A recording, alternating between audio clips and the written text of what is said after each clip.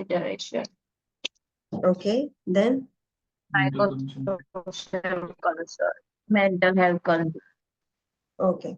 So let's do a quick revision of our previous class.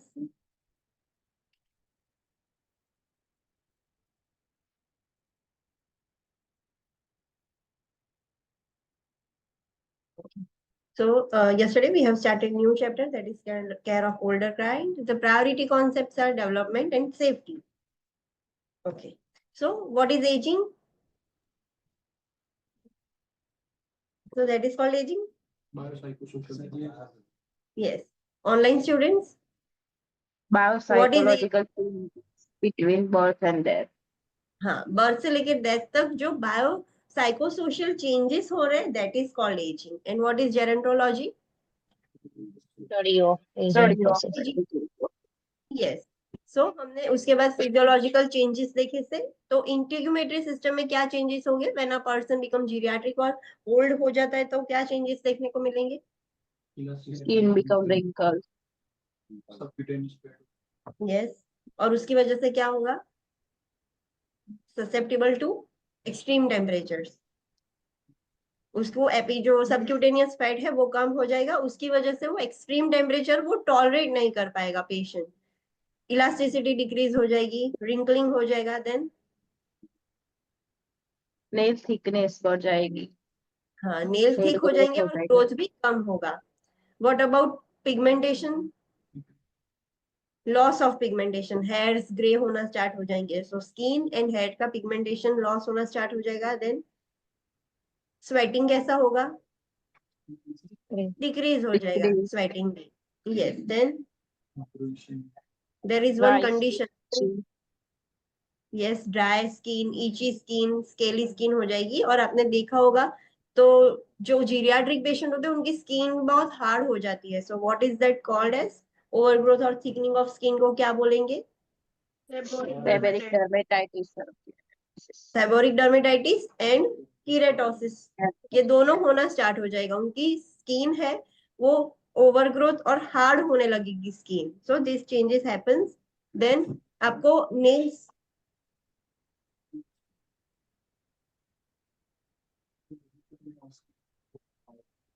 हाँ, skin ठीक हो जाती है. फिर आपने देखा होगा कि उनके स्किन पर ऐसे व्हाइट व्हाइट પેલું સ્કિન એકદમ ઠીક થઈ જાય, જાડી થઈ જાય, તેમને છે ને વ્હાઈટ વ્હાઈટ આમ પેચીસ થઈ જાય.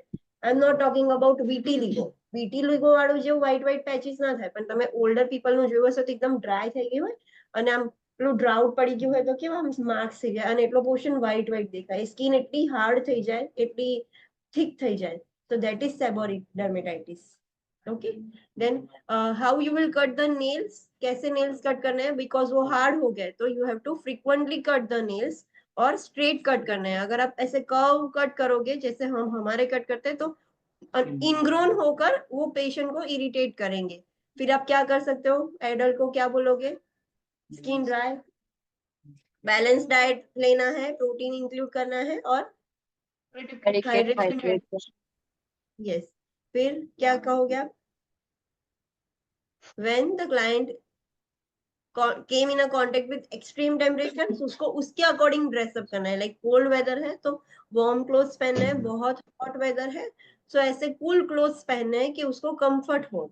न्यूरोलॉजिकल सिस्टम में क्या चेंजेस होंगे?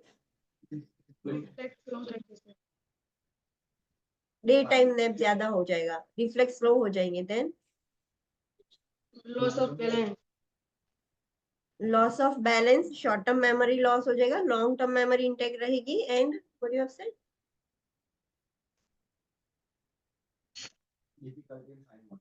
यस, फाइन मोटर्स उनके अभी लॉस हो जाएंगे. अच्छे जो फाइन मोटर्स है दे can not open there buttons and जो छोटी छोटी चीज है वो नहीं कर सकते. देन यस, जो यस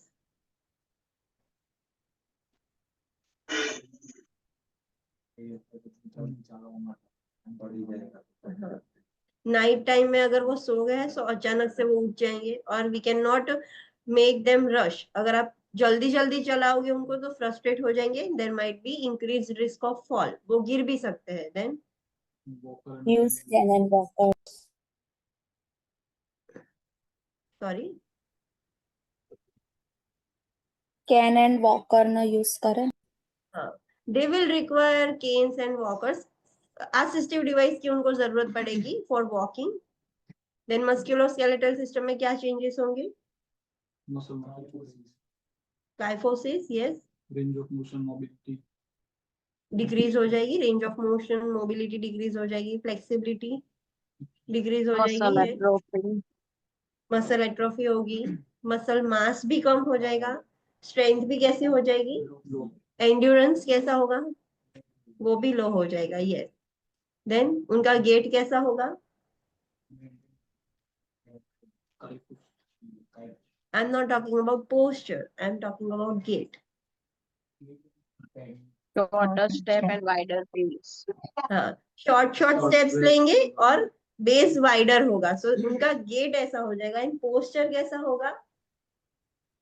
बैंड हो जाएंगे, हाइट कम हो जाएगी, काइफोसिस जैसा हो जाएगा। And one main important thing, demineralization, yes female ovarian female menopause, yes. So demineralisation is simply वो कैल्शियम वॉश ऑफ होना स्टार्ट हो जाएगा बोन्स में से। तो बोन्स कैसे हो जाएंगे?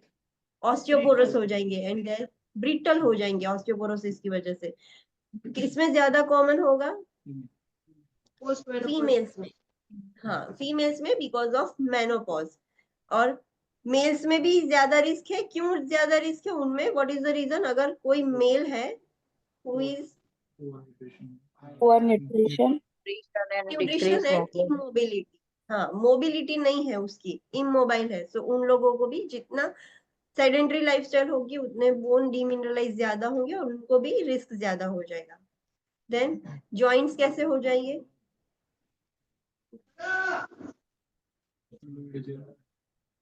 So that cavity joint capsule deteriorate होना स्टार्ट हो जाएगी। ऐसा बोलते हैं ना कि उनको जॉइंट्स ऑस्टियोआर्थराइटिस काइंड ऑफ जो कैविटी है वो डिक्रीज हो जाएगी, उसमें साइनोवियल फ्लूइड कम हो जाएगा। सो जॉइंट मोबिलिटी भी कम हो जाएगी।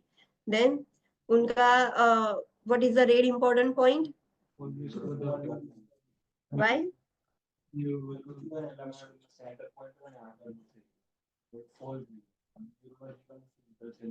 हाँ, that is the main reason. उनको फॉल रिस्क क्यों ज्यादा है? Because of changes in neurological system and musculoskeletal system. Miss Jennifer, whenever you find this red point, it is so important for your examination. ये red point इसीलिए दिए हैं कि इस पे से क्वेश्चन ज्यादा आएंगे। तो जब भी आपको रेड पॉइंट दिखे, you have to highlight it और you have to remember it. Understood? Yeah, okay. आपकी बुक में भी होंगे ये रेड पॉइंट्स, तो आपको ये याद रखना। They are so Yes, important yes, for yes. Us. Yeah, Yes. yeah, okay. Next is cardiovascular system. उसमें क्या चेंजेस होंगे?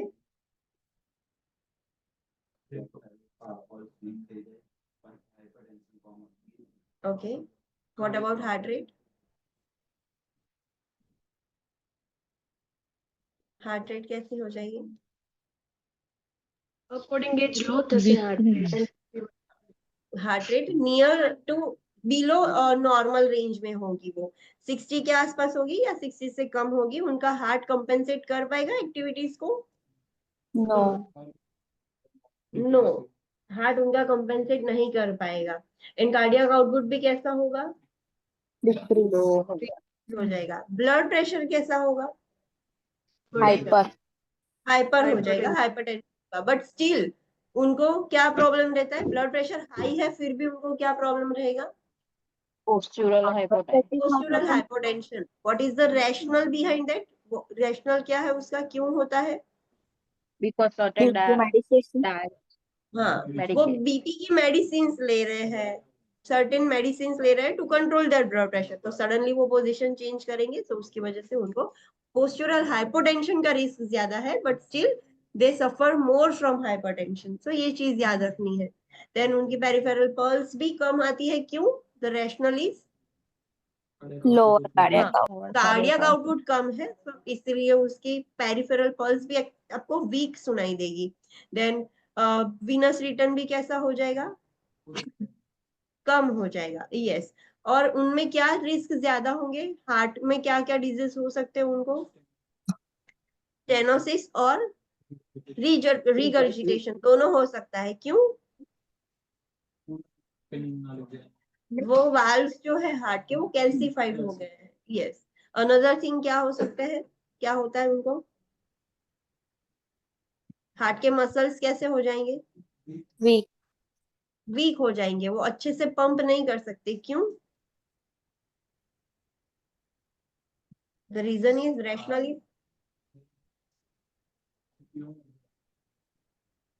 दैट अकर्स, बट उनको एक और रिस्क है ओल्डर एज में, लॉन्ग टर्म से हाइपरटेंशन था, हार्ट कंटिन्यूअसली वो बियर कर रहा था, कंपेंसेट कर रहा था बहुत लंबे टाइम से। And another thing is myocardial infarction. ये दोनों की वजह से देयर माइट बी चांसेस कि अभी हार्ट अभी वो अच्छे से रीमोल्ड नहीं कर पा रहा है, अच्छे से वर्क नहीं कर रहे हार्ट के muscles.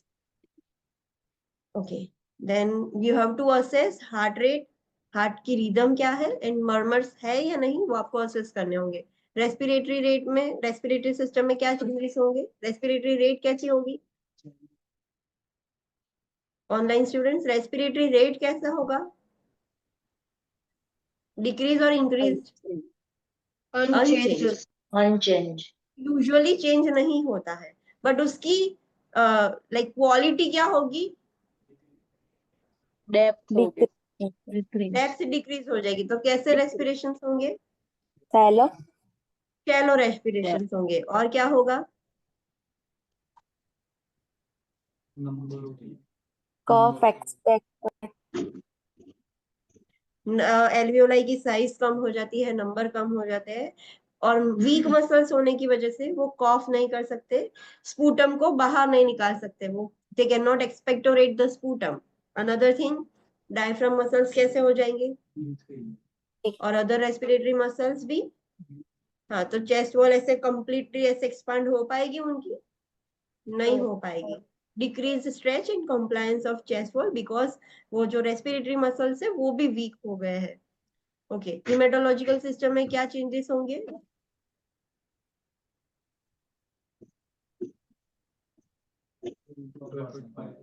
Okay online students,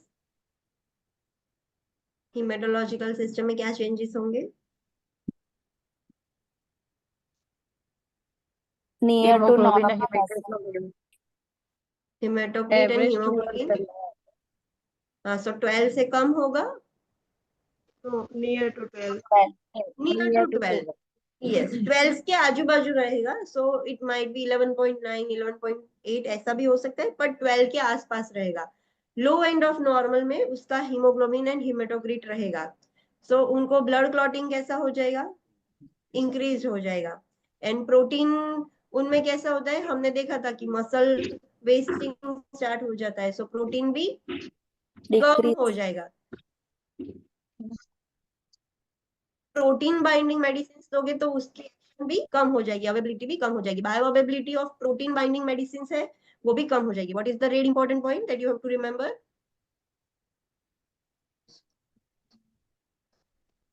that is common and color. Yes, online students, what is the red important point? pigment loss and skin yellow is common in aging. हाँ, एजिंग में पिगमेंट लॉस और yellowing skin बहुत common है। Immune system कैसी हो जाएगी उनकी, तो इम्यूनिटी कैसी होगी ओल्डर पीपल की, लो, लो होगी। तो उससे क्या होगा, Infection and उन they are not resistant towards infectious disease, और कुछ भी डिजीज होगा उससे वो रेजिस्टेंस नहीं होंगे। They are high risk patient for the infection, उनको इन्फेक्शन का रिस्क ज्यादा है। सो उनको फ्रिक्वेंटली क्या करना पड़ेगा, वैक्सीनेट करना पड़ेगा। उनमें अभी नए एंटीजेंस नहीं बनेंगे। सो फ्लू के shots, that is influenza vaccine, pneumococcal vaccination, shingles vaccination सबको देना पड़ेगा ओल्डर पीपल को। गैस्ट्रोइंटेस्टिनल सिस्टम में क्या चेंजेस होंगे, मेटाबॉलिक रेट कैसा हो जाएगा, डिक्रीज हो जाएगा। तो पेशेंट को भूख कैसी लगेगी, कम लगेगी, बिकॉज मेटाबॉलिक रेट ही कम हो गए तो खाना भी कम हो जाएगा उसका। Thirst, lean body okay okay, lean body weight. हाँ, उनको थर्स्ट भी कम लगेगी, ओरल इंटेक भी कम हो जाएगा, लीन बॉडी वेट कम हो जाएगा, मतलब जो प्रोटीन वाला जो मसल का वेट था वो कम हो गया है। गैस्ट्रिक मोटिलिटी और पेरिस्टालसिस मूवमेंट कैसी होगी, डिक्रीज हो जाए तो उससे क्या होगा? कॉन्स्टिपेशन हो सकता है, गैस हो सकता है, यस। देन डिहाइड्रेशन के रिस्क उनको ज्यादा है because they are not consuming adequate fluids, yes.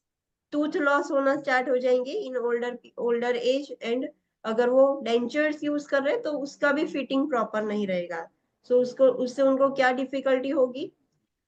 Chewing and swelling difficulty होगी, बिकॉज वो भी मसल्स वीक हो गए हैं। Then what about taste buds? Yes, yes, taste buds कम हो जाएंगे, सेंस ऑफ स्मेल कम हो जाएगी, सलाइवरी प्रोडक्शन भी कम हो जाएगा। एंडोक्राइन सिस्टम में क्या होगा? सारे हार्मोन्स डिक्रीज हो जाएंगे। सो जो हार्मोन का जो भी फंक्शन है, स्पेसिफिक फंक्शन, वो फंक्शन भी कैसा हो जाएगा? डिक्रीज हो जाएगा, यस। देन उसकी स्किन ड्राई हो गई है, so you have to advise them to use moisturizer. Metabolic rate hormones की वजह से, by the way metabolic rate कौन सा हार्मोन कंट्रोल करता है? थायराइड मतलब ये फिर ग्लूकोज टॉलरेंस कैसी हो जाएगी? Decrease. What does that mean? Decrease glucose tolerance मतलब क्या? Online students, what do you mean by decrease glucose tolerance? थोड़ो भी ग्लूकोज इंटेक लेस है तो भी शुगर स्पाइक। हाँ, their body cannot tolerate even small amount of glucose, so the tolerance is decreased. क्यों हुआ है?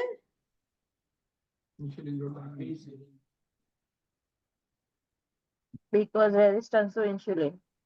Yes, because their body is resistant to insulin. उसका मतलब क्या? रेजिस्टेंस टू इंसुलिन का मतलब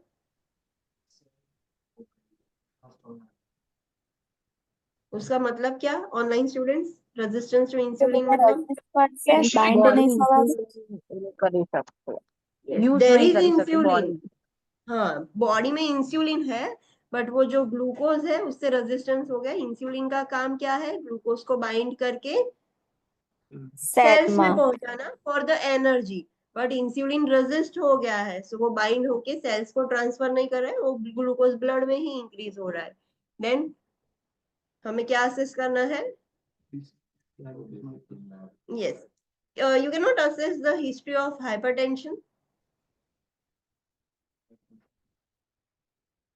इसमें लिखा है कि you have to assess the family history for obesity, diabetes, hypertension, और वो सब आप नहीं कर सकते।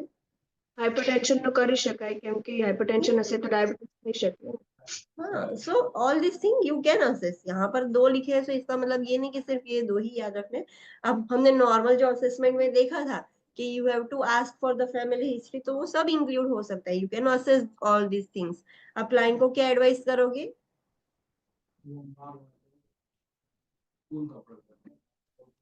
અકોર્ડિંગ ટુ વેધર ક્લિયર કરો। According to weather they have to dress up. Then renal और यूरिनरी सिस्टम में क्या चेंजेस होंगे?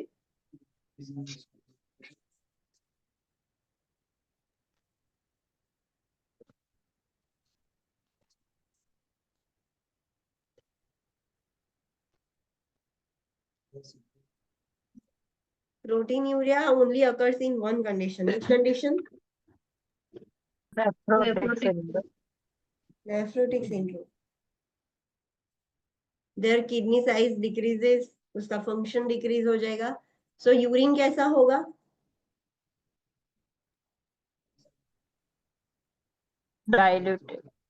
डाइल्यूटेड होगा, कॉन्सेंट्रेट नहीं कर पाएगी किडनीज यूरिन को। जैसा यूरिन आ रहा है वैसे ही डाइल्यूट हो जाए। जो फिल्टर होना चाहिए वो फिल्ट्रेशन नहीं हो रहा है। जीएफआर कैसा हो गया है? डिक्रीज हो गया है, तो डाइल्यूट यूरिन होगा। नॉर्मली 65 इयर्स की एज पर जीएफआर कितना हो जाएगा? 65%। हाँ, सो उनकी ब्लैडर कैपेसिटी भी कैसी होगी? डिक्रीज। ब्लैडर मसल्स कैसे होंगे? ब्लैडर मसल्स कैसे होंगे? वीक। यूरिनरी स्पिंचर्स कैसे हो जाएंगे? वो भी वीक हो सकते हैं, यस।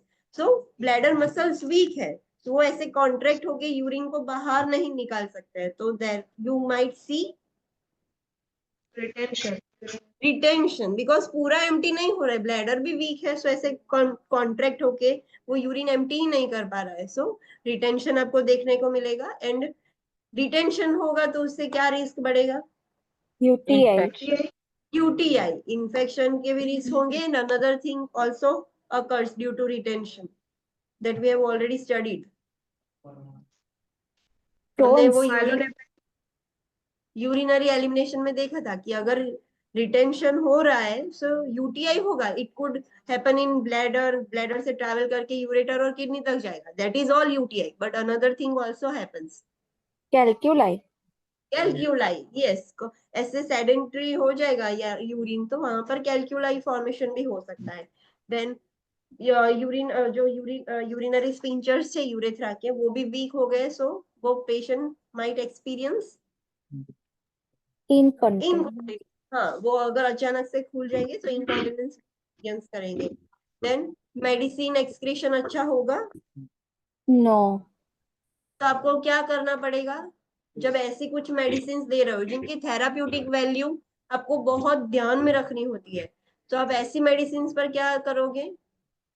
फ्रीक्वेंटली ब्लड टेस्ट करा इसमें उनकी कितनी value. We have to check कि उनमें उनके ब्लड में कितनी मेडिसिन है रिटेन, बिकॉज सर्टेन मेडिसिन ऐसी होती है जो हमने ऑलरेडी फार्मेकोलॉजी में देखा था कि उनकी थेराप्यूटिक वैल्यू बहुत इंपॉर्टेंट नैरो रेंज होती है। अगर थोड़ी भी इंक्रीज हो जाएगी तो पेशेंट को टॉक्सिसिटी हो सकती है, और ऑलरेडी उनकी किडनी सब एक्सक्रीट नहीं कर पा रही, तो आपको ब्लड टेस्ट करना पड़ेगा ब्लड में है या नहीं।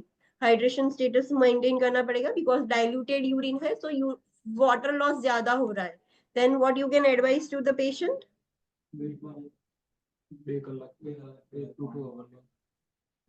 Yes. And another thing, incontinence prevent करने के लिए online students, you will advise the patient. Every Yes. 2 hour voiding. हाँ, to prevent Urinary Urinary incontinence. urinary incontinence and to prevent nocturia, क्या advise करोगे आप? नाइट टाइम नैप लीधा पहला back. तो ये दोनों के रीजन अलग अलग है। 2 to 4 hour for nocturia है, the rationale is to prevent the nocturia, and every 2 hour voiding करने के लिए जाना है तो उसका rationale है to prevent incontinence. Okay, then reproductive system में क्या changes होंगे? फर्स्ट ऑफ ऑल तो रिप्रोडक्टिव हॉर्मोन्स कैसे हो गए हैं? डिक्रीज हो गए हैं। यस, मेल्स में क्या चेंजेस देखने को मिलेंगे आपको? Decrease testis size. Yes, okay.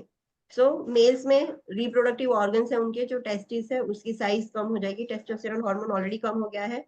And the climacteric changes कौन से होते हैं मेल्स में? The mails will experience Andropause. Andropause.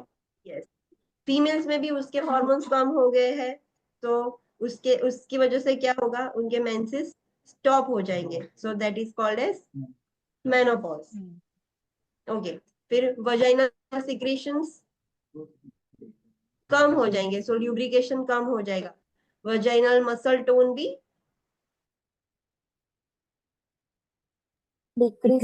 To the female Decrease. Kegel कर सकते हैं। ओके, फिर मेल्स में प्रोस्टेट साइज क्या हो जाती है? Size prostate Enlarge. एनलार्ज हो, हाँ, सो उससे क्या होगा? यूरेथ्रा कंप्रेस हो जाएगा, सो there will be urinary retention, hesitancy, stress incontinence and से यूटीआई और UTI. कैल्कुलाई हो सकता है। यस, देन दोनों जेंडर में there will be sexual dysfunction या फिर इम्पोर्टेंस भी हो सकता है। What is importance? Infertility. Yes, so ये सेक्सुअल फंक्शन डिक्रीज कितना जल्दी हो रहा है, कितना स्लो हो रहा है, वो किस पर डिपेंड करता है? हाँ, उनकी फिजिकल कंडीशन कैसी है। जिनकी फिजिकल कंडीशन बहुत खराब होगी उनको जल्दी डिसफंक्शन आ जाएगा। उनकी मेंटल हेल्थ स्टेटस क्या है, वो कौन सी मेडिसिन ले रहे हैं, and you have to tell them, you have to discuss this, और this all things are normal. ये एक्सपेक्टेड चेंजेस है, ओल्डर एज में होते हैं, आपको पेशेंट को बोलना होगा। एंड उनको एजुकेशन देना होगा कि जो भी प्रॉब्लम्स है related to changes in body image, उसके रिगार्डिंग आपको एजुकेशन देना होगा। स्पेशल सेंसेस कैसे हो जाएंगे सारे? डिक्रीज। सारे सेंसेस कम हो जाएंगे, whether it is vision, whether it is auditory sense, tactile stimulation, tactile sensation, then taste, and कौन सा रहा? स्मेल। ओके, सारे डिक्रीज हो जाएंगे। Then vision is called age, जो विजन लॉस नहीं बट वो विजन में प्रॉब्लम होता है उसको क्या बोलेंगे? Presbyopia. और जो हियरिंग लॉस होता है due to ageing, it is called age press Presbycusis. Presbycusis. So जो ओल्डर पीपल है जिनको सुनाई कम देता है तो आप उसको चिल्ला के बात करोगे लो तो low pitch tone. Low pitch tone वो ज्यादा अच्छे से सुन सकते हैं। They can not distinguish the taste of food, उनको नहीं पता चलता है। एंड टच सेंसेशन कम हो गया तो उसकी वजह से कौन से एक्सीडेंट ज्यादा होंगे? Burns Burn. इंजरी। है। पेन अवेयरनेस भी कम हो जाएगी बिकॉज टच सेंसेशन अच्छा नहीं है। साइकोसोशियल कंसर्न्स कौन से थे? चलो,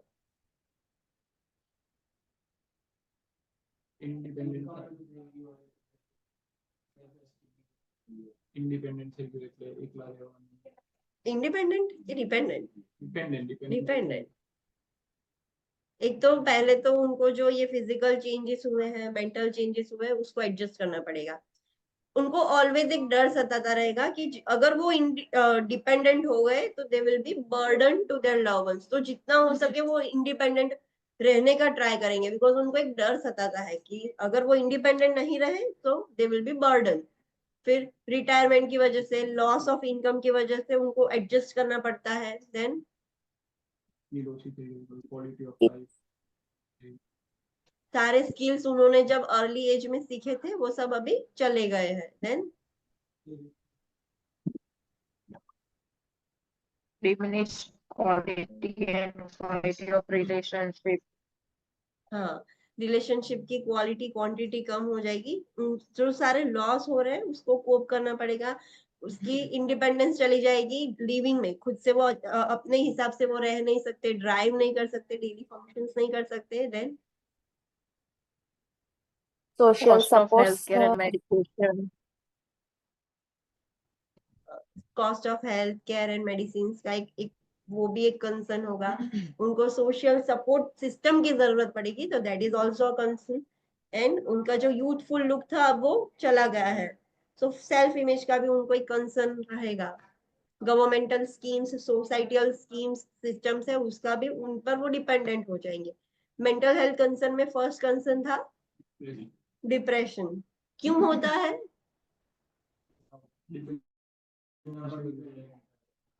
population is Online students, why they experience depression? કેમ કે સેલ્ફ એસ્ટીમ લો થઈ ગયું છે પેશન્ટ એમ છે કે હું હેલ્પલેસ છું હોપલેસ. Why they experience? हाँ, the patient is now completely dependent on their loved ones. वो daily like ये सारे चेंज वो डिपेंडेंट हो गए। उसकी वजह से उसकी सेल्फ एस्टीम कम हो गई है, होपलेस हो गया है, हेल्पलेस हो गया है। इसकी वजह से एक तो वो फंक्शन भी नहीं कर पा रहा है और डिप्रेशन हो रहा है। It is so common in older people. Older people में डिप्रेशन बहुत कॉमन है। सेकेंड मेंटल हेल्थ कंसर्न क्या है उसमें? ग्रीफ। क्यों होता है उनको grief? Due to loss of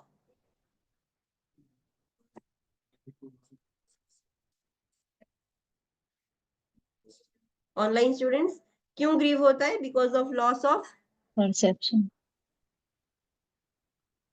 loss of they are perceiving the loss but किसका loss? Physical love. psychosis. Physical loss, हाँ, तो साइकोलॉजिकल, सोशल, स्पिरिचुअल, वो सारे जो लॉस हो रहे हैं वो लॉस वो परसीव कर सकता है। तो वो लॉस परसीव करने को ही हम ग्रीफ बोलते हैं कि आपको दुख हो रहा है, that is called as grief. वो आइसोलेशन भी उनमें ज्यादा होता है। क्यों? हाँ, okay, they are alone in older age. उनको दूसरों के साथ कांटेक्ट करना है बट वो कांटेक्ट कर नहीं सकते. And another main mental health concern is suicide. क्यों होता है suicide? Due to depression. So what is the red important point? Yes. Online student, what is the red important point?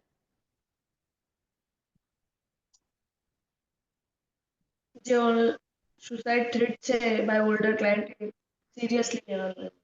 Yes, we have to take them serious.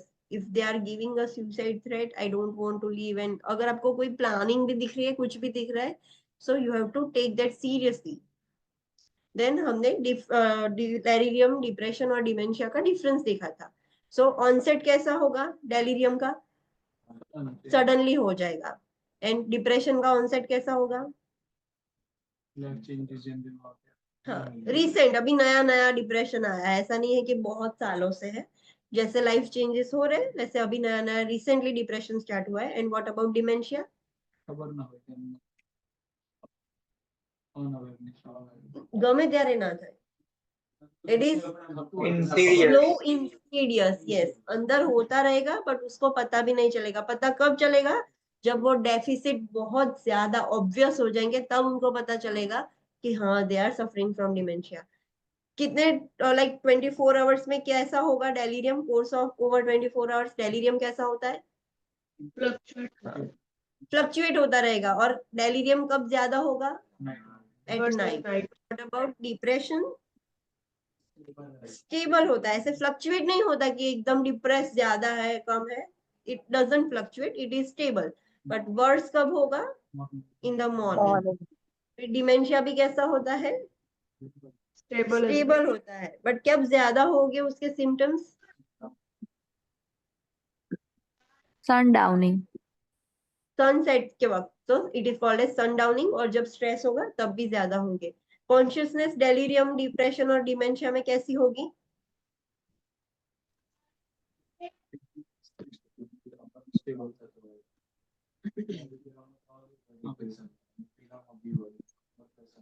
Okay. Consciousness delirium में कम हो जाती है. Depression में they are awake. And dementia में भी वो awake होता है. अलर्टनेस कैसी होगी डेलीरियम में? Variable. It is variable. It may be increase और डिक्रीज. डिप्रेशन में कैसी होगी? Normal. They are alert. And what about dementia? उसमें भी नॉर्मल होगी. साइकोमोटर एक्टिविटी कैसी होगी डेलीरियम में? Sometimes increase, sometimes decrease, sometimes mix. Increase decrease दोनों होगी. डिप्रेशन में कैसी होगी activity?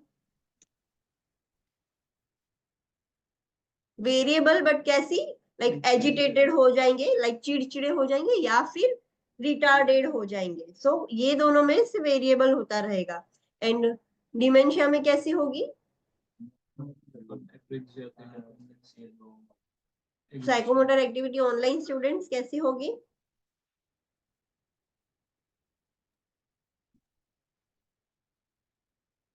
Delirium mixed by increase, decrease. Psychomotor activity normal रहेगी बट उनको क्या हो सकता है? एप्रिक्सिया और agnosia. What is that? Difficulty. Operations Which unable to difficulty is called perform as given agnosia? tasks. Apraxia. Apraxia, difficulty in What is speech. agnosia? કોઈ thing હોય identify ના કરે. ભૂલી જાય. Inability to Yes. recognize. They cannot recall that things.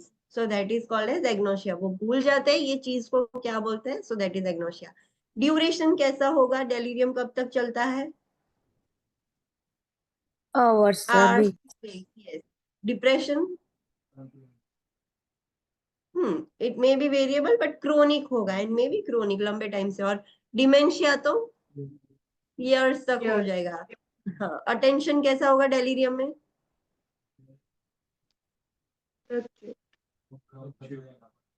हाँ. Disorder हो जाएगा, fluctuate होता रहेगा अटेंशन. डिप्रेशन में उनका अटेंशन कैसा हो जाएगा? Little impaired. Yes.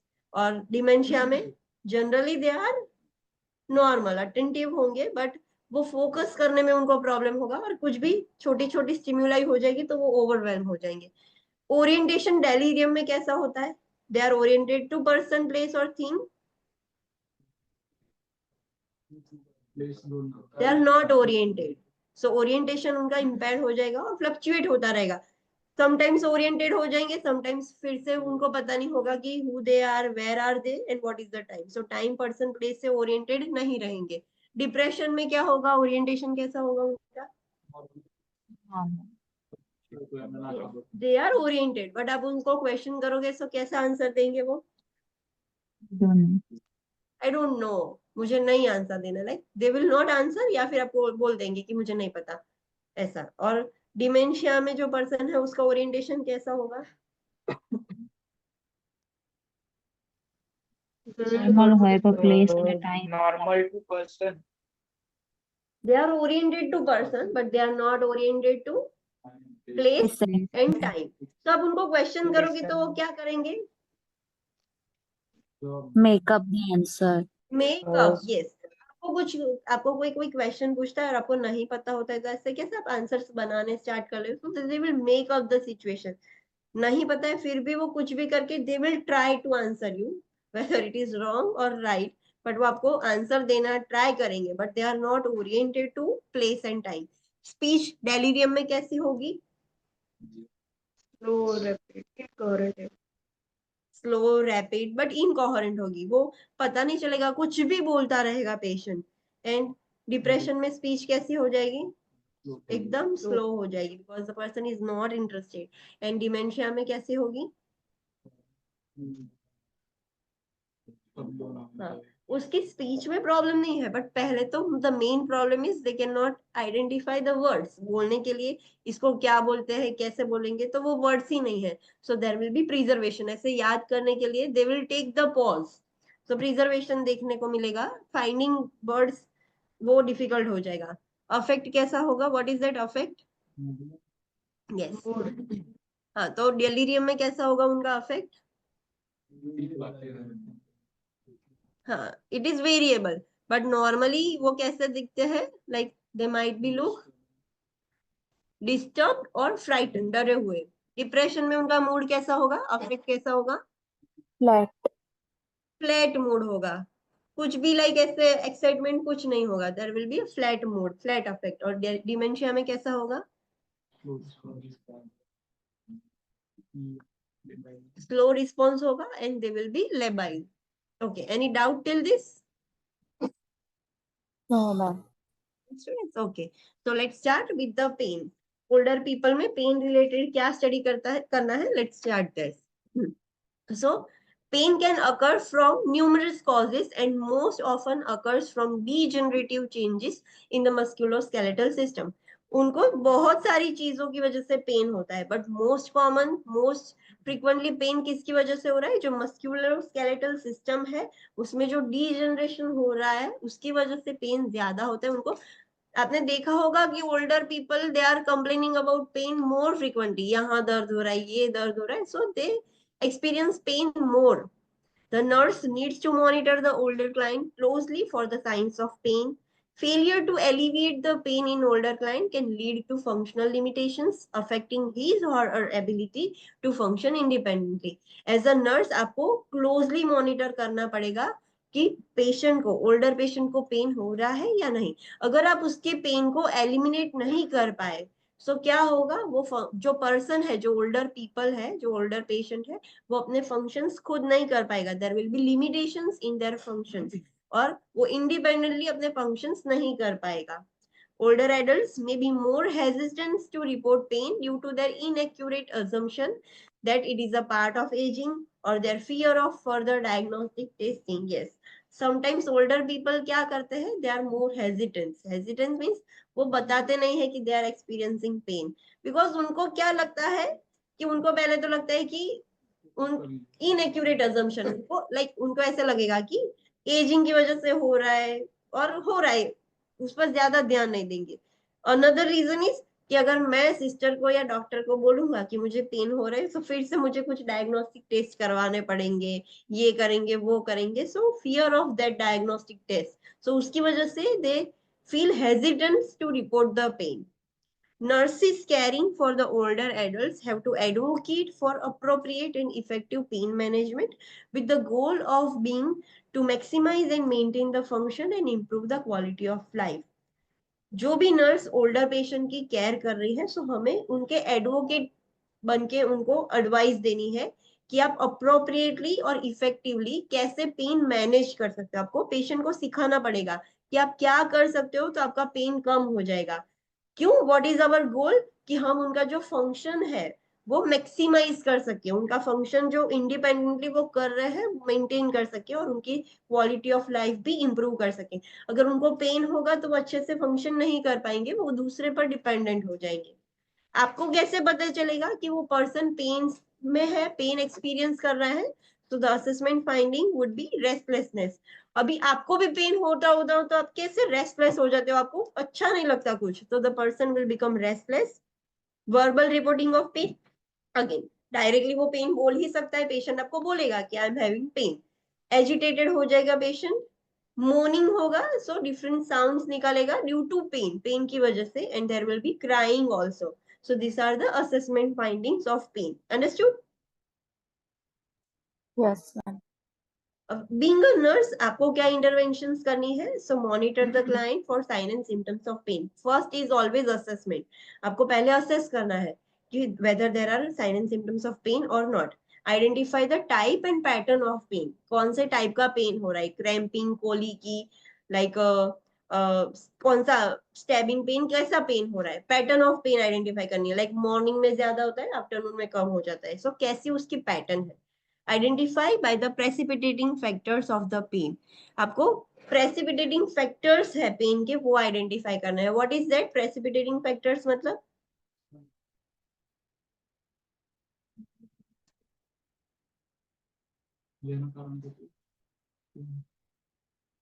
online students, what is precipitating factors? There are two words, precipitating factors and aggravating factors. So what is precipitating, what is aggravating? Precipitating means risk factor and aggravating means chain trigger करे। Okay, yes, precipitating factors means जिसकी वजह से pen हो रहा है, these are the reason for having the pain, and aggravating factors means वो pen को और ज्यादा बढ़ाएगा, ट्रिगर करेगा। पेन बहुत, पेन हो रहा है पर एग्रेवेटिंग फैक्टर से वो पेन और बढ़ेगा। So remember this difference. तो आपको प्रेसिपिटेटिंग फैक्टर्स आइडेंटिफाई करना है कि पेशेंट को पेन हो क्यों रहा है, एंड वो फैक्टर्स आपको एलिमिनेट करने होंगे। Monitor the impact of pain on activities of daily living. Pain की वजह से उसकी डेली लिविंग की एक्टिविटीज पर क्या अफेक्ट हो रहा है वो आपको मॉनिटर करना पड़ेगा। Set realistic goals for pain management and use functional outcomes as a measure of attaining the goal. Yes, realistic goal आपको सेट करने होंगे पेन मैनेजमेंट की, कि आप ये कर सकते हो, ये कर सकते हो, ऐसे रियलिस्टिक गोल सेट कर दिए। फिर फंक्शनल आउटकम आपको यूज करना है कि आपने जो भी गोल सेट किया है कि मुझे पेशेंट को ये ठीक करना है, ऐसे ठीक करना है, so you have to attain that goal. वो गोल कैसे अटेन करोगे? तो फंक्शनल आउटकम से। आपने सिर्फ गोल बना दिया कि मुझे ये करना है और ये पेन खत्म हो जाए, पर उसके लिए आपको कुछ करना पड़ेगा, तब आपका गोल अचीव होगा। Provide pain relief through measures such as distraction, relaxation, massage, biofeedback, ice, heat and stretching. Different आप नॉन थेराप्यूटिक अप्रोच यूज कर सकते हो पेन रिलीफ देने के लिए, लाइक डिस्ट्रैक्ट कर सकते हो पेशेंट को, रिलैक्सेशन टेक्निक्स यूज कर सकते हो, massage, biofeedback method, ice, heat application, stretching, ये सब कर सकते हो। Administer pain medicines as prescribed and instruct the client in its use. Opioid use should be avoided as much as possible. जो भी डॉक्टर ने प्रिस्क्राइब की है वो पेन मेडिसिन आपको एडमिनिस्टर करनी है। पेशेंट को भी सिखाना है कि ये पेन मेडिसिन कैसे लेनी है। पेशेंट ऐसे जब भी पेन हो ऐसे फ्रीक्वेंटली नहीं ले सकता medicine, there should be a frequency कि दिन में इतनी बार ले सकते हो, ट्वाइस, थ्राइस और 4 टाइम्स अ डे। तो वो आपको सिखाना होगा, और जितना हो सके उतना ओपियोइड्स उनको नहीं देना है। क्यों? डिपेंडेंसी किस पर होगी ज्यादा? ओपियोइड डिपेंडेंस किस पर ज्यादा होती है? Respiration. But opioid, let me finish this. Opioid dependency ऐसे लोगों पर होगी those who are abusing the drugs, उनको डिपेंडेंसी के रिस्क ज्यादा है, बट ओल्डर पीपल को क्यों नहीं दे सकते ओपियोइड्स? फंक्शन डिक्रीज कर यस, ओपियोइड्स की वजह से रेस्पिरेटरी रेट डिक्रीज हो जाता है और उनका ऑलरेडी जो मसल्स है वो ऑलरेडी वीक हो गया रेस्पिरेशन के। सो जितना हो सके उतना ओपियोइड्स उनको मत दो। Over the counter prescription preparation such as acetaminophen, ibuprofen, lidocaine patches and creams may be prescribed. OTC drugs मतलब जो भी डायरेक्टली उनको मिल सकते हैं, they will not require a prescription, like acetaminophen. What is acetaminophen, new students? Acetaminophen मतलब those who are new, no, those who are new students kindly note this. Acetaminophen means paracetamol. In NCLEX we don't use word paracetamol. Paracetamol word use नहीं करते. Instead of paracetamol what we use? Online students, new students, what do we use instead of paracetamol? Acetaminophen. Now forget paracetamol word. अभी आपको पूरी book में हर जगह पर acetaminophen ही दिखने मिलेगा. They are not using paracetamol word. So acetaminophen that is paracetamol वो आपको मिल सकती है. OTC, ibuprofen, lidocaine patches and creams जो भी है वो भी आप दे सकते हो. Evaluate the effects of pain reducing measures. आपने पेन रिड्यूसिंग मेजर्स तो कर लिए पेशेंट को पेन कम करने के लिए, बट वो भी तो इवेल्युएट करना पड़ेगा ना कि पेशेंट को कम हुआ या नहीं pen.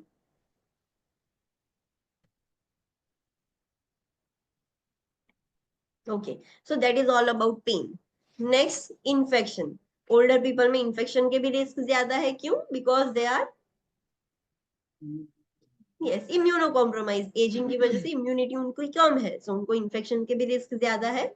So let's see box 20.1 non specific symptoms that possibly indicate illness और इन्फेक्शन. हमने ये ऑलरेडी स्टडी किया था कि जो ओल्डर पीपल होते हैं उनको कभी इन्फेक्शन हो जाएगा, सो स्पेसिफिक सिम्टम्स नहीं दिखेंगे, लाइक WBC काउंट बढ़ जाना, फीवर आना, ऐसे स्पेसिफिक सिम्टम्स नहीं दिखेंगे. उनमें नॉन स्पेसिफिक सिम्टम्स ज्यादा दिखते हैं. सो कौन से नॉन स्पेसिफिक सिम्टम्स है जिसकी वजह से आपको पता चलेगा कि हाँ पेशेंट को इन्फेक्शन है या फिर कुछ इलनेस है. So first is anorexia. Patient खाना खाना कम कर देगा, सो दैट इंडिकेट्स कि पेशेंट को इन्फेक्शन है. Apathy, what is that? Online students, apathy means lack of emotion मतलब लैक ऑफ इमोशंस और इंटरेस्ट. उसका इंटरेस्ट चला जाएगा, किसी में भी उसको इंटरेस्ट नहीं रहेगा. चेंजेस इन फंक्शनल स्टेटस, वो जो डेली लिविंग के उसके फंक्शंस है वो भी चेंज हो जाएंगे, कम हो जाएंगे. Altered mental status including delirium. Mental status alter हो जाएगा, उनको डेलीरियम स्टार्ट हो जाएगा. They will get so confused. Tachypnoea होगा उनको. Tachypnoea means, new students, what is tachypnoea? Miss Jennifer, Miss Sakshi, what is tachypnea?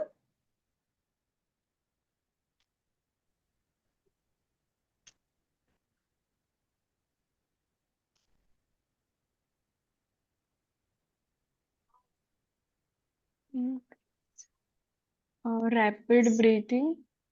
Yes, increase respiratory rate. So that is called as tachypnea. Hyperglycemia होगा, dyspnea होगा. Dyspnea means difficulty in breathing. Yes. Fatigue, falling, incontinence, self neglect करना start कर देंगे. Shortness of breath होगा. Blood pressure below the baseline, मतलब normal से भी कम हो जाएगा. हाइपोटेंशन होगा. So this are the non specific signs जो ओल्डर पीपल में आपको देखने को मिलेगी. अगर ये दिखती है तो यू हैव टू थिंक कि पेशेंट को कुछ इन्फेक्शन है. इट इज नॉट नेसेसरी कि जो इन्फेक्शन रिलेटेड जो साइन एंड सिम्टम्स है वो दिखेंगे उनमें. समटाइम्स वो नहीं दिखते हैं. सो आपको ये नॉन स्पेसिफिक सिम्टम्स से आइडेंटिफाई करना होगा. अंडरस्टूड? ओके, नेक्स्ट क्या होगा? So altered mental status is a common sign of infection in the older adult, especially infection of the urinary tract. ये जो पॉइंट था हम जब MSN पढ़ रहे थे उसमें रेड पॉइंट था. So it is so important. UTI होगा तो कैसे पता चलेगा आपको? मेंटल स्टेटस ऑल्टर हो जाएगा, वो पेशेंट कुछ भी इररिलेवेंट बोल बोल करेगा, the patient will be in delirium. So ये इंडिकेट करता है कि पेशेंट को यूटीआई हो गया है। यूटीआई में उनका मेंटल स्टेटस ऑल्टर होना, that is the common sign. Carefully monitor the older with infection because of the diminished and altered immune response. जो भी older people है उसको infection के लिए आपको carefully monitor करना होगा, because already उनकी immune system low है।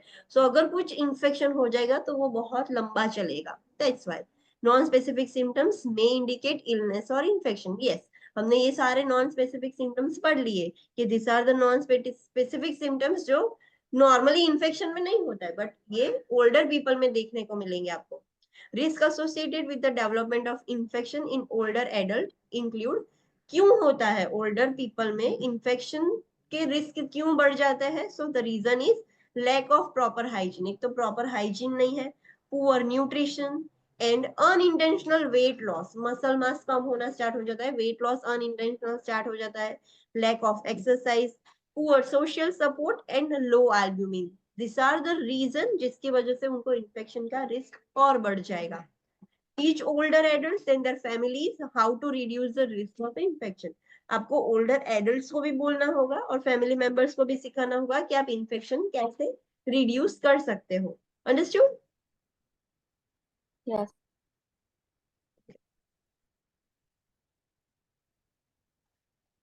Next is medication. Let's take a short break of 10 minutes. After that, we will discuss the medications.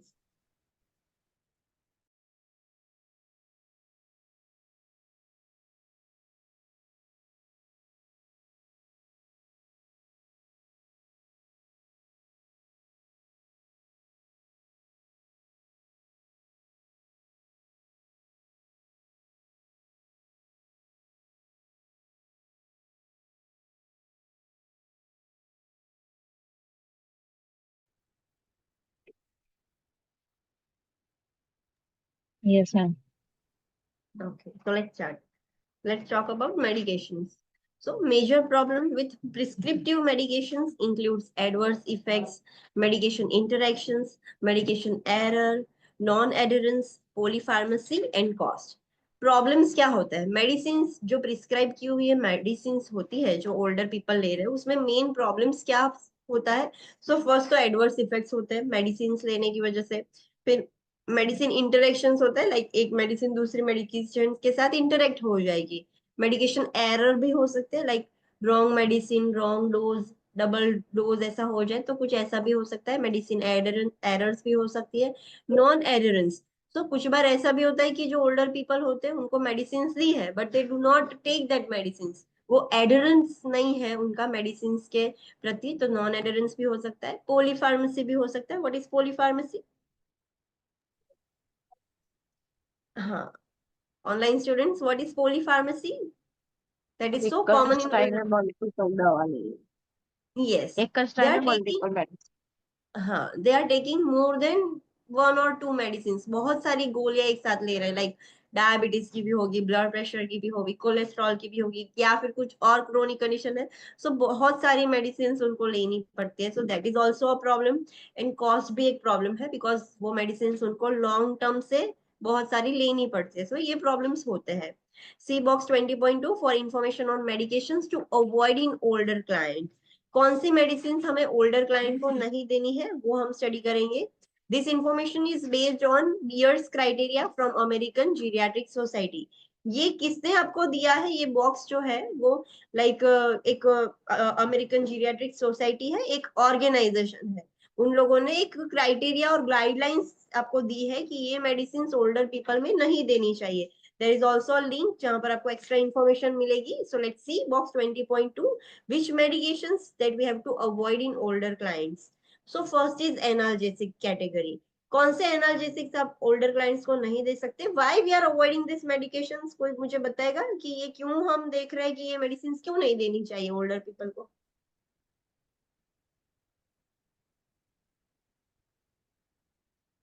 Why we cannot give such analgesics, antidepressants, antihistamines, antihypertensive, urge incontinence medication, muscle relaxants, and sedative hypnotics?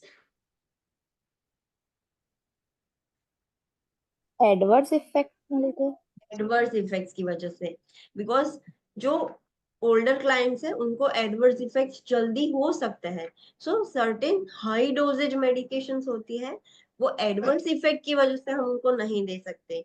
सो कौन से analgesics आप नहीं दे सकते? सो indomethacin, कीटोरोलैक, NSAIDs and मेपेरिडिन। ये जो analgesics है ये ओल्डर पीपल को आपको नहीं देना है due to their adverse reaction. Antidepressants, कौन से एंटी डिप्रेसेंट्स नहीं देने हैं? फर्स्ट जनरेशन, उसमें भी टीसीए। टीसीए मतलब ट्राइसाइक्लिक एंटी डिप्रेसेंट्स, जो हमने देखा था फर्स्ट जनरेशन में बहुत सारी कैटेगरीज थी, 4 कैटेगरीज, उसमें भी जो टीसीए है वो नहीं देने हैं। नेक्स्ट से एंटी हिस्टामाइन, सो उसमें भी फर्स्ट जनरेशन एंटी हिस्टामाइंस है, वो आपको नहीं देने हैं ओल्डर क्लाइंट्स में। एंटी हाइपरटेंसिव, उसमें कौन से एंटी हाइपरटेंसिव आप नहीं दे सकते? सो अल्फा 1 ब्लॉकर्स वाले हैं, वो आप नहीं दे सकते। अल्फा अल्फा रिसेप्टर्स कहाँ आपको देखने को मिलेंगे? कितने रिसेप्टर्स से पहले वो बताओ। व्हेन वी हैव 3 रिसेप्टर, कौन से 3? Alpha, beta 1 and beta 2। Alpha, beta 1 and beta 2। Alpha receptors कहाँ पर होंगे? Blood vessels, blood vessels. Beta 1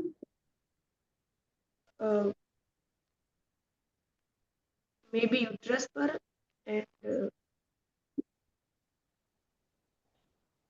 and heart में।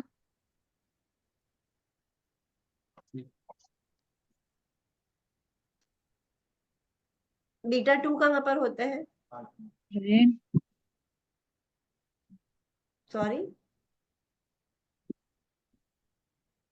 लंग्स जिन लोगों में। ने ऑलरेडी स्टडी कर लिया है फार्माकोलॉजी, बीटा 2 लंग्स में होंगे। ओके, सो बीटा 1 भी लंग्स में।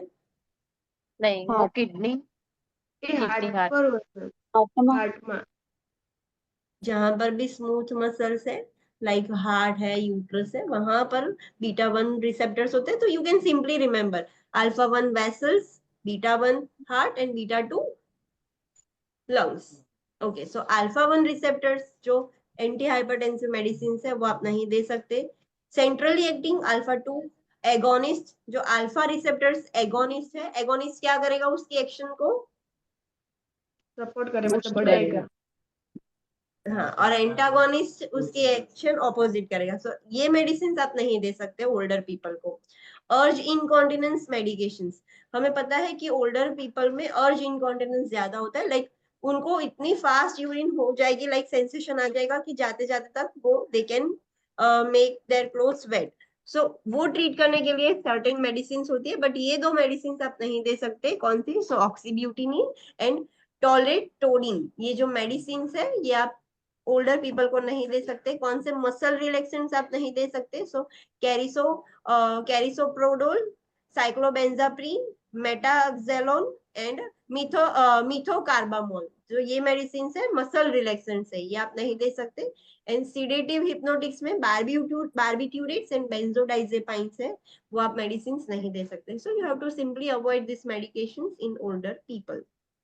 Then next point is determine the use of OTC medication. Yes, कुछ लोग OTC मेडिकेशन है मतलब वो प्रिस्क्रिप्शन के बिना ही ले रहे हैं। सो कौन सी मेडिसिन OTC मेडिसिन वो ले रहे हैं ये भी आपको ध्यान रखना पड़ेगा। फॉर एग्जाम्पल, आपने कुछ मेडिसिन प्रिस्क्राइब की और पर्सन कुछ OTC ड्रग ले रहा है, सो वो मेडिसिन इंटरेक्ट हो सकती है उसके साथ, तो आपको वो भी पता लगाना है कि वो रेगुलर बेसिस पर कौन सी OTC मेडिसिन ले रहा है। Next is polypharmacy. Polypharmacy means एक से ज्यादा, मतलब बहुत सारी गोलियां ले रहा होता है पेशेंट तब।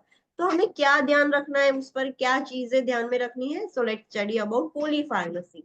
So routinely monitor the number of prescription and non-prescription medication used and determine whether they can be eliminated or combined.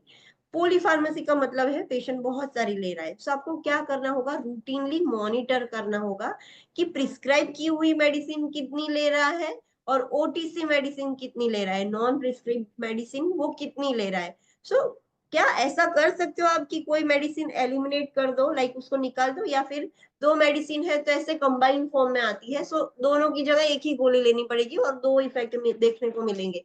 So whether it can be done कि आप कोई मेडिसिन एलिमिनेट कर सकते हो या फिर कंबाइन कर सकते हो, अगर हो सकता है तो वो करना चाहिए। सो ज्यादा गोलियां उसको ना लेनी पड़े, गोलियां कम हो जाए।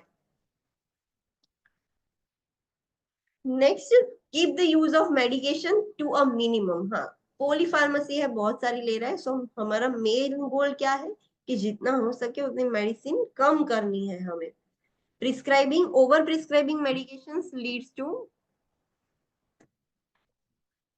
Over-prescribing medication leads to more side and adverse effects, increased interaction between medication, duplication of medication treatment, and diminished quality of life and increased cost. Over-prescribing, अब ज्यादा प्रिस्क्राइब कर दोगे मेडिसिन तो उससे क्या होता है, ज्यादा मतलब आपने डॉक्टर ने एक की जगह 3-4 गोलियां प्रिस्क्राइब कर दी है, तो उससे क्या होगा, एक तो साइड इफेक्ट्स और एडवर्स इफेक्ट भी बढ़ेंगे। ड्रग इंटरेक्शन भी हो सकता है, वो एक गोली ले रहा था उसकी वजह से उसने अभी 4 स्टार्ट कर दी, सो ड्रग इंटरेक्शन का भी कितना ध्यान रखना पड़ेगा, कभी कभार हो गया, so there will be a problem. Duplication of medical treatment, medication treatment, sometimes ऐसा होता है कि वो पहले किसी को डॉक्टर को बताया था तो वो डॉक्टर ने उसको एम्लोडिपिन ही बोला था, फॉर एग्जाम्पल पेशेंट हाइपरटेंशन के लिए एम्लोडिपिन ही ले रहा था, अभी वो दूसरे डॉक्टर के पास गया, दूसरे डॉक्टर ने चेक नहीं किया कि वो पहले कौन सी मेडिसिन ले रहा था, उसने भी एम्लोडिपिन प्रिस्क्राइब कर दी, तो पेशेंट दो एम्लोडिपिन ले रहा है। सो डुप्लीकेशन भी हो सकता है मेडिसिन का, और इतनी सारी मेडिसिन लेने की वजह से उसकी क्वालिटी ऑफ लाइफ भी डिमिनिश्ड हो जाएगी एंड कॉस्ट भी इंक्रीज हो जाएगा, उसको कितनी गोलियां बाय करनी पड़ेगी। So this happens due to over prescribing medicine. Medication dosages normally are prescribed at 1/3 to 1/2 of normal dosage, adult dosages. जो ओल्डर पीपल है उनको कितना डोज प्रिस्क्राइब करता है, सो 1/3, एक का तीसरा भाग हो उतना प्रिस्क्राइब करना है, या फिर जो नॉर्मल एडल्ट लेता है जो डोज उससे आधा डोज देना है उनको। Closely monitor the client for adverse effect and response to therapy because of the increased risk of medication toxicity. So that we have already studied in box 20.2. हमें वो ओल्डर पीपल है उसको closely monitor करना पड़ेगा कि adverse effect तो नहीं हो रहे हैं, और या फिर आप कुछ मेडिसिन दे रहे हो तो उसके रिस्पॉन्स कैसा है, लाइक आपने पेन मेडिसिन दी तो पेन कम हुआ या नहीं, what is the response to therapy, because older people को मेडिकेशन टॉक्सिसिटी एडवर्स इफेक्ट के रिस्क ज्यादा है, सो दैट्स वाई जो हमने ऑलरेडी जो स्टडी की वो मेडिसिन आप नहीं दे सकते उनको। Assess for medication interactions in the client taking multiple medicines, बहुत सारी मेडिसिन ले रहे हैं, तो आपको वो भी ध्यान रखना होगा कि कोई मेडिसिन एक दूसरे के साथ इंटरेक्ट तो नहीं कर रही है ना। Advise the client to use one pharmacy and to notify the consulting PHCPs. New students, Miss Jennifer, what do you mean by PHCP? हम एंक्लेक्स में प्राइमरी हेल्थ केयर प्रोवाइडर को ऐसे PHCP यूज करते हैं word, so what does this mean? Medical officer. Yes, जो medical officer है जो doctor है उसको इंग्लिश में हम PHCP बोलते हैं। नर्स को RN बोलेंगे, दैट इज रजिस्टर्ड नर्स। उसके अंडर में कौन आता है, so LPN, what is that, licence practical nurse, वो रजिस्टर्ड नहीं है, वो दूसरा काम कर सकती है, आपने देखा होगा जो डेलीगेशन वाला वीडियो था, स्टडी किया होगा। And yes yes. Next is UAP, what is UAP, unauthorised personnel और अनलाइसेंस पर्सनल। असिस्टिव पर्सनल, जो हम अटेंडेंट बोलते हैं यहाँ पर वो लोग। So this are the words, ये आपको समझने होंगे। सो आपको क्लाइंट को क्या बोलना है, क्या एडवाइस करना है कि एक ही फार्मेसी से गोलियां लेनी है, अलग अलग फार्मेसी से लेंगे तो शायद एक ही गोली 2 बार हो सकती है, और या फिर अब जितने भी डॉक्टर्स को कंसल्ट करो, पहले ये डॉक्टर को दिखाया उसने अलग गोलियां दी, फिर दूसरे को दिखाया, तो उसको बोलो, उसको नोटिफाई करो कि आप कौन सी मेडिसिन ले रहे हो, सो डबल ना हो जाए कोई मेडिसिन। तो ये आपको सिखाना पड़ेगा पेशेंट को। A common sign of an adverse reaction to medication in the older client is sudden change in mental status. आपको कैसे पता चलेगा कि जो ओल्डर पीपल है उसको एडवर्स रिएक्शन आया है, सो द कॉमन साइन सारे ओल्ड पीपल में देखने को मिलता है, एडवर्स रिएक्शन का कॉमन साइन क्या है कि सडनली उनका मेंटल स्टेटस चेंज हो जाएगा, so this is the common sign, understood? Yes. Okay, next is safety measures for medication administration. अभी क्या आपको ध्यान रखना है, क्या सेफ्टी मेंटेन करनी है while you are giving a medicine to older people. So let's see box 20.3. So administering oral medication to a client at risk of aspiration. What is aspiration?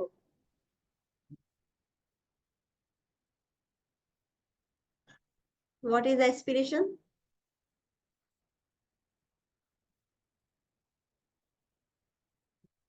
I'm shocked. I'm asking to new students, and old students doesn't know what is aspiration. Wow.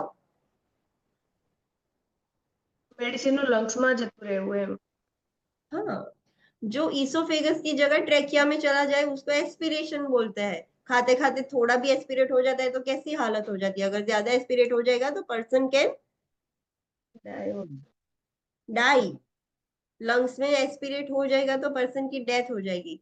सो हमें क्या safety ध्यान में रखनी है जब आप oral medicine दे रहे हो पेशेंट को और उसको एस्पिरेशन का रिस्क ज्यादा है. एस्पिरेशन का रिस्क क्यों ज्यादा होगा, कब ज्यादा होता है एस्पिरेशन का रिस्क? पहले तो एक तो वो कॉन्शियस नहीं है, अच्छे से अलर्ट नहीं है, उसको एस्पिरेशन रिस्क ज्यादा होगा. दूसरा कौन सा पेशेंट? Swallowing Sir, में वही प्रॉब्लम है. स्वेलोइंग प्रॉब्लम होगा. सीजर वाला पेशेंट में भी. सीजर्स वाले patient because they are not conscious, gag reflex जिनका चला गया है, and those who are paralysed, जिनकी अपर बॉडी पैरालाइज हो गई, सो वो अच्छे से स्वेलो नहीं कर पाएंगे, तो इनको एस्पिरेशन का रिस्क ज्यादा है. दे माइट गेट चोक्ड, वो लंग्स में चला जा सकता है. तो ऐसे पेशेंट को जिसको एस्पिरेशन का रिस्क ज्यादा है और आपको ओरल मेडिसिन देनी है तो आप कैसे सेफली उसको दे सकते हो. So let's study. Check the medication prescription and compare against the medical record. कोई भी पेशेंट को पहले तो मेडिसिन देने से पहले आप प्रिस्क्रिप्शन चेक करते हो, एंड वो मेडिकल रिकॉर्ड में भी आप चेक करते हो कि हाँ यही मेडिसिन देनी है ना. Clarify any incomplete prescription prior to administration. Yes, we have already studied this. अगर आपको लगता है कि ये प्रिस्क्रिप्शन इनकम्प्लीट है, अधूरा है, सो वो क्लैरिफाई करो जिसने लिखा है उसके साथ एडमिनिस्टर करने से पहले. Check the rights of medication administration. हमने राइट्स भी पढ़े थे, right patient, right route, right dose. So जो सारे राइट्स है वो भी आपको चेक करने हैं मेडिसिन देने से पहले. Review patient pertinent information related to the medication and any related nursing consideration such as laboratory parameters. Yes, आपको जो रेलेवेंट इंफॉर्मेशन है, वो जो मेडिसिन आप देने वाले हो, एडमिनिस्टर करने वाले हो, उसके लिए जो इम्पोर्टेंट इंफॉर्मेशन है वो आपको रिव्यू करनी होगी. समटाइम्स उसकी नर्सिंग कंसिडरेशंस भी ध्यान में रखनी पड़ती है, लेबोरेटरी पैरामीटर्स. फॉर एग्जाम्पल, अगर आप वारफरिन दे रहे हो तो आपको क्या ध्यान में रखना पड़ेगा पेशेंट का? कौन सा लैब पैरामीटर ध्यान में रखना पड़ेगा? PTI. PTI. आइए हाँ, सो INR आपको ध्यान में रखना पड़ेगा. अगर आप डिजॉक्सिन दे रहे हो तो उसकी therapeutic Salt and highway fluid, sodium. No. नहीं हार्ट तो रेट, लिख हार्ट रेट चेक करनी होगी, एंड उसकी थेराप्यूटिक वैल्यू आप लेबोरेटरी रेफरेंस में थेराप्यूटिक वैल्यू देखोगे, नर्सिंग कंसिडरेशन में हार्ट रेट.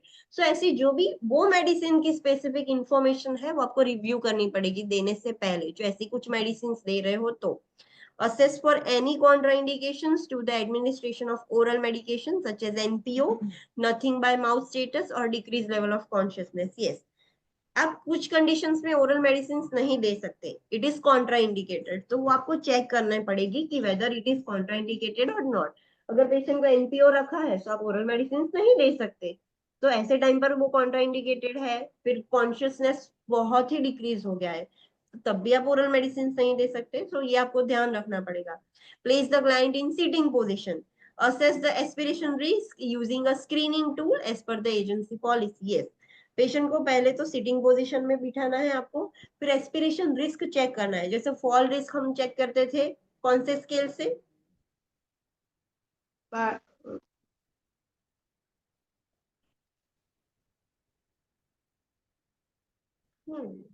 चैप्टर खत्म हो गया. Brydon scale. यस, सो वैसे एस्पिरेशन रिस्क, कौन से पेशेंट को रिस्क ज्यादा है, तो उसमें चेकलिस्ट होगा कि वो पेशेंट के गए. यस, ब्रेडन स्केल तो प्रेशर इंजरी માટે નહીં. हाँ sorry, Brydon scale pressure injury के लिए था. Sorry, I made a mistake. Fall risk assessment हम करते थे, तो देयर वाज अ चेकलिस्ट कि साइड रेस अप है या नहीं, पेशेंट का बैलेंस कैसा था, तो वो चेकलिस्ट था. Yes Anisha, sorry for that mistake. So ऐसे एस्पिरेशन रिस्क आपको चेक करना पड़ेगा कि वो पेशेंट की मसल वीकनेस कैसी है, गैग रिफ्लेक्स कैसा है. तो आप चेकलिस्ट चेक करोगे, उससे आपको रिस्क पता चल जाएगा कि ये पेशेंट को कितना रिस्क ज्यादा है. सो एस्पिरेशन रिस्क आपको चेक करना है. उसको सिटिंग पोजिशन दी. Check for an ability to swallow and cough on command.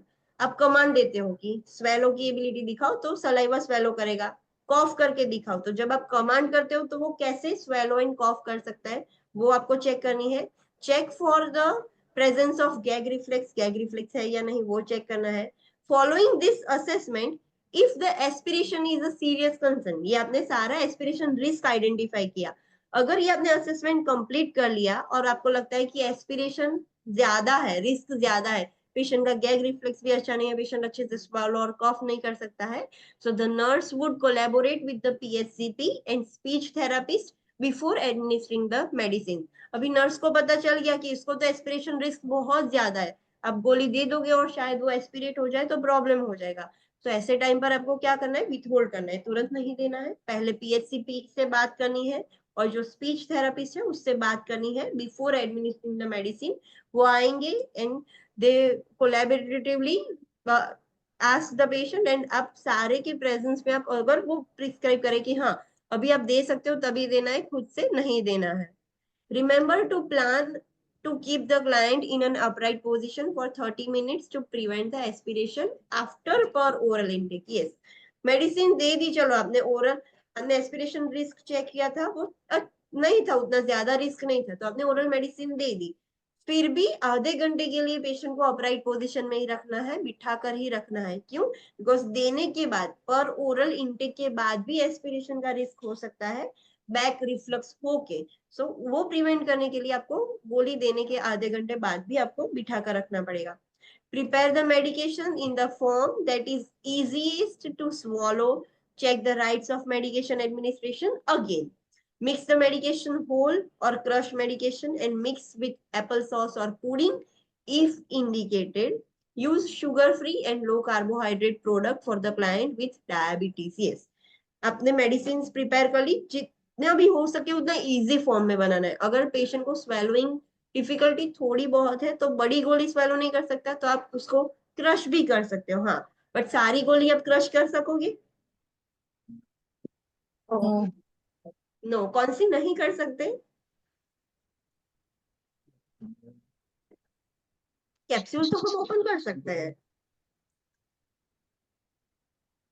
Enteric coated medicine और सस्टेन रिलीज, जिसको स्पेसिफिक जगह पर जाके रिलीज होना था, तो वो पहले से क्रश नहीं कर सकते. तो इफ इट इज इंडिकेटेड, आप क्रश करके एप्पल सॉस या पुडिंग, जो भी सॉफ्ट डाइट है उसमें आप मिक्स कर सकते हो. हाँ, पर अगर पेशेंट को डायबिटीज है तो शुगर फ्री वाला रखना है, कार्बोहाइड्रेट कम हो ऐसा फूड देना है, और ऐसे फूड में गोली मिक्स करनी है. Then do not crush sustained release tablets and use liquid preparation when possible. Yes, जो sustained release वाली tablets है वो हम already crush करके नहीं दे सकते, because it is meant to release at a specific site. तो ऐसे medicines आप नहीं crush कर सकते. Instead of that, आप liquid preparation use कर सकते हो. अगर उसका alternative है तो liquid preparation use करो. Thicken liquids when indicated and avoid the use of straws. Yes. जिसको एस्पिरेशन रिस्क ज्यादा है उसको थिक लिक्विड दोगे या थिन लिक्विड? ठीक. क्यों? तीन से Thin तो liquid जल्दी है इसका थिन लिक्विड इजीली एस्पिरेट हो जाएगा बिकॉज उसकी विस्कोसिटी कम होगी. थिक लिक्विड्स इतना जल्दी एस्पिरेट नहीं होंगे. सो जब भी हो सके, आपको लगता है कि हाँ इसको एस्पिरेशन रिस्क ज्यादा है, उसको थिक लिक्विड दो, थिक वाला गाढ़ा लिक्विड देना है, और स्ट्रॉ यूज नहीं करवानी है उसको. Check the right of medication administration one more time. Again फिर से चेक करने हैं. And administer the medication one at a time in the prepared form. ऐसा नहीं कि 3-4 गोलियां एक साथ ऐसे हाथ में दे दी और खिला दी पेशेंट को. Don't do that. One medicine eight a time. एक मेडिसिन, एक जो भी प्रिपेयर फॉर्म में है, एक मेडिसिन एक बार में ही देनी है. ensuring that the client has effectively swallowed everything. अगर आप 3-4 गोली ऐसे साथ में दे दोगे तो उसको एस्पिरेशन नहीं हो रहा होगा तो भी हो जाएगा. सो एक एक गोली देनी है, फिर एक गोली देने के बाद चेक करना है कि कंप्लीटली स्वेलो तो हो गई ना, ऐसे चिपक कर अटक गई है, ऐसा कुछ तो नहीं है। Ensure that the client is comfortable and safe and document the medication given using electronic system और as per the agency policy. फिर दे देने के बाद आपको डॉक्यूमेंटेशन करना होगा कि मैंने मेडिसिन दे दी, पेशेंट को कुछ भी नहीं हुआ, पेशेंट इज कंप्लीटली कंफर्टेबल, वो सब आपको डॉक्यूमेंट करना होगा। कंप्यूटर में भी कर सकते हो या फिर हॉस्पिटल में जो भी रूल्स फॉलो होते हैं उसके अकॉर्डिंग डॉक्यूमेंट करना होगा। Understood? Yes. Next, the client should be in a sitting position when taking the medicines. Already we have studied this. The mouth is checked for dryness because medication may stick and dissolve in the mouth. Yes. अगर mouth dry होगा तो गोली लेने की वजह से क्या होगा, वो चिपक जाएगी और उसमें ही लाइक डिजोल्व होना स्टार्ट हो जाएगी। तो पहले देखना है कि माउथ ड्राई तो नहीं है, अगर ड्राई लगता है तो पहले एक सिप पानी पिला दो, फिर गोली दो। Liquid preparations can be used if the client has difficulty in swallowing tablets. Tablets की जगह उसका लिक्विड प्रिपरेशन भी आता है या फिर पाउडर सैचेट फॉर्म में भी आता है। सो अगर टैबलेट्स नहीं ले सकता तो लिक्विड दे सकते हो आप। Crush tablets can be crushed if necessary and given with textured food like pudding, apple sauce if not contraindicated. आप टैबलेट्स क्रश कर सकते हो, उसको फूड के साथ मिक्स कर सकते हो, but can you mix the tablet और medicine for infant with food? No. Infant को देने, हाँ उनमें नहीं कर सकते, पर इन लोगों में आप क्रश करके, अगर कॉन्ट्रा इंडिकेटेड नहीं है तो आप फूड के साथ मिक्स करके दे सकते हो क्रश करके। Enteric coated tablet should not be crushed and capsules are not open. ऐसी कैप्सूल्स है जो सस्टेन रिलीज वाली है तो ऐसी ओपन नहीं कर सकते, बाकी नॉर्मल कैप्सूल है, सस्टेन रिलीज वाली कैप्सूल नहीं है तो वो आप ओपन कर सकते हो। एंटरिकोटेड टैबलेट्स है वो आप क्रश नहीं कर सकते बिकॉज वो इंटेस्टाइन में जाके ही उसकी एक्शन करने के लिए बनाई गई है। If administering a suppository, avoid inserting the suppository immediately after removing it from the refrigerator. आपको पता होगा कि suppositories हम रेफ्रिजरेटर में स्टोर करते हैं, तो अगर आपको सपोजिटरी एडमिनिस्टर करनी है तो फ्रिज में से निकालने के बाद तुरंत आप एडमिनिस्टर नहीं कर सकते। Why? A suppository may take a while to dissolve because of decreased body core temperature. अगर ठंडी सपोजिटरी आप रख लोगे तो उसको डिसॉल्व होने में टाइम लगेगा, सो एक्शन स्टार्ट होने में टाइम लगेगा। सो क्या करना है आपको, अगर सपोजिटरी डालनी है तो पहले निकाल कर उसको रूम टेम्परेचर पे आने दो, फिर आप इंसर्ट करोगे तो तुरंत वो डिसॉल्व हो जाएगी। When administering a parenteral solution or medication, monitor the site because it may ooze or bleed because of decreased tissue elasticity, and immobile limb is not used for administering the parenteral medication. Parenteral medication means IV? IV through. Only IV? No, center. IV, IM सब yes, सारी parenteral route है। So जब आप parenteral medicines दे रहे हो तो आपको site monitor करनी पड़ेगी बिकॉज एक तो उनकी टिश्यू इलास्टिसिटी कम है। सो अगर आप आईवी दे रहे हो या आईएम दे रहे हो तो उसमें से ऊजिंग आउट हो जाएगा, मेडिसिन निकल सकती है, ब्लीड हो सकता है because of loss of tissue elasticity. और जो भी पर्सन है, फॉर एग्जाम्पल एक ओल्ड पीपल है और उसका लेफ्ट लेग कंप्लीटली इमोबाइल है, बहुत सालों से वो हिला ही नहीं है, सो वो लिम्ब पर आप मेडिसिन दे सकते हो आईएम या फिर कुछ भी सब क्यों? No, we cannot administer the medication to the immobile limb. Whether it is hand, leg, कोई भी immobile limb है उस पर आप मेडिसिन नहीं दे सकते। Monitor the client adherence with taking prescribed medications. Yes, अगर वो उसको प्रिस्क्राइब की है गोलियां, तो वो adherence है या नहीं, वो स्टिक है कि हर रोज लेता है या नहीं, वो आपको चेक करना पड़ेगा। Monitor the client for safety in correctly taking medications, including an assessment of ability to read the instructions and discriminate among the pills and their colors and shape. Yes, आपको मॉनिटर करना पड़ेगा कि patient जो medicine ले रहा है वो correctly ले रहा है या नहीं। सो कैसे चेक करोगे? सो आपको क्या असेस करना पड़ेगा कि पेशेंट इंस्ट्रक्शंस रीड कर पा रहा है या नहीं, लाइक ये मेडिसिन ऐसे लेनी है, वो जो इंस्ट्रक्शन लिख के दी है वो रीड कर पा रहा है या नहीं। फिर पेशेंट को पता नहीं चलेगा कि this is acetaminophen, this is ibuprofen, ऐसे मेडिसिन वो लोग कैसे याद रखते हैं, एक व्हाइट गोली, एक येलो गोली, एक ट्राइंगुलर गोली, तो कलर्स और शेप से वो आइडेंटिफाई करते हैं, तो वो भी आपको चेक करना पड़ेगा कि पेशेंट डिस्क्रिमिनेट कर पा रहा है या नहीं। उसको पता चल रहा है कि एक वाइट गोली लेनी है, एक बड़ी गोली, एक छोटी गोली, सो वो अगर कंप्लीटली डिस्क्रिमिनेट कर रहा है तो देन इट इज फाइन। अगर उसको वो भी नहीं पता चल रहा है तो वो एक ही गोली 2 बार ले लेगा। सो ये सब आपको चेक करना पड़ेगा। Use a medication case or organizer with checklist or schedules to facilitate proper administration of medicines. Proper medicine ले पेशेंट, उसके लिए 2 चीज कर सकते हो। तो मेडिकेशन केस आता है, nowadays it is more prevalent, ऐसे मंडे ट्यूसडे वेंसडे करके बॉक्स आता है, मंडे की गोली, ट्यूसडे की गोली। सो पेशेंट को याद नहीं रखना होता है, खोला आज की गोली ले ली, ट्यूसडे खोला आज की ले ली। सो ये भी कर सकते हो, मेडिकेशन केस भी यूज कर सकते हो, या फिर चेकलिस्ट होता है, लाइक एक शेड्यूल बना दिया, मंडे मॉर्निंग की ले ली, आफ्टरनून की ले ली, नाइट की ले ली। सो लेने के बाद पेशेंट टिक कर देगा, फिर ट्यूसडे जो भी स्केड्यूल है ले ली, लेने के बाद वो टिक कर देगा। सो चेकलिस्ट होगा तो उसको याद रहेगा, अगर टिक नहीं है तो उसको पता चलेगा कि ये गोली मिस हो गई, मुझे लेने की बाकी है। So you can use anything of this to facilitate proper administration of medicines. Encourage client to keep a complete and up-to-date list of medications with them at all the time. Yes, हमें patient को, older people को encourage करना है कि आप जितनी भी गोलियां ले रहे हो वो पूरा लिस्ट अपने साथ ऑल द टाइम रखना है। कहीं पे भी आप गए, so it is not possible, older people सारी मेडिसिन तो ऐसे याद नहीं रख सकते ना कि बीपी के लिए ये मेडिसिन, डायबिटीज के लिए ये। अगर वो लिस्ट उनके पास ऑलवेज होगा तो जब भी हॉस्पिटल में जाएंगे डॉक्टर पूछेंगे कि कौन सी मेडिसिन ले रहे हो, तो लिस्ट निकाल कर दे देगा कि मैं ये मेडिसिन ले रहा हूँ। सो उनको याद रखने की जरूरत नहीं पड़ेगी और प्रॉब्लम भी नहीं होगा। सो लिस्ट उनके साथ रखना है all the time. Educate the client on each medication, common side effects, when to notify the PHCP.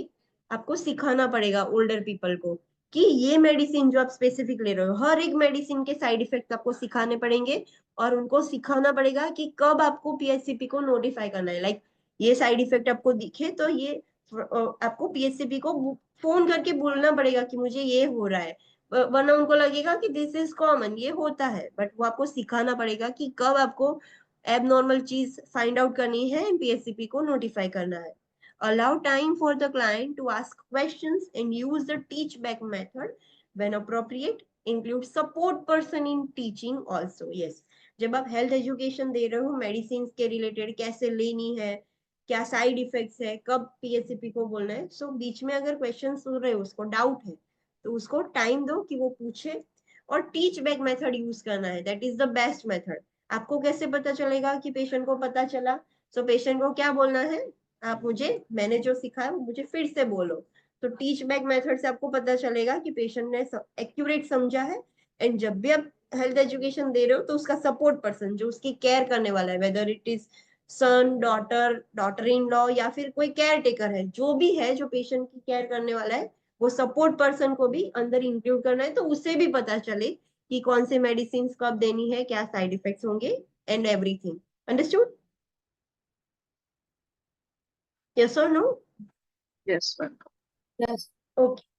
Next topic is mistreatment of the older adult. Yes, older adult में mistreatment भी बहुत common है. So let's see the clinical judgment box.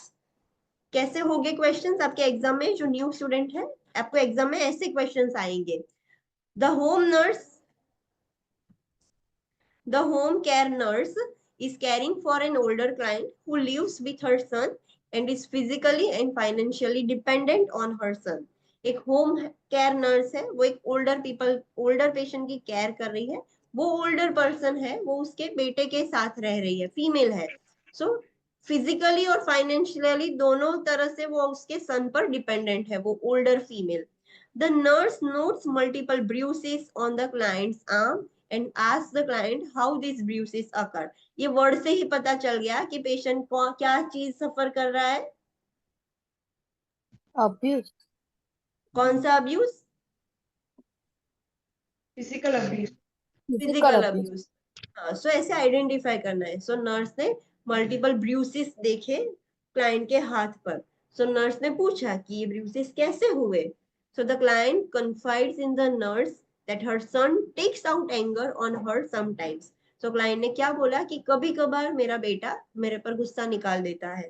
The nurse takes the following action. So ये information देने के बाद being a nurse what the action you should take. सबको exam में 4 ऑप्शंस दिए जाएंगे, एक ऑप्शन इसमें से होगा, बाकी के 3 ऑप्शंस इनकरेक्ट होंगे।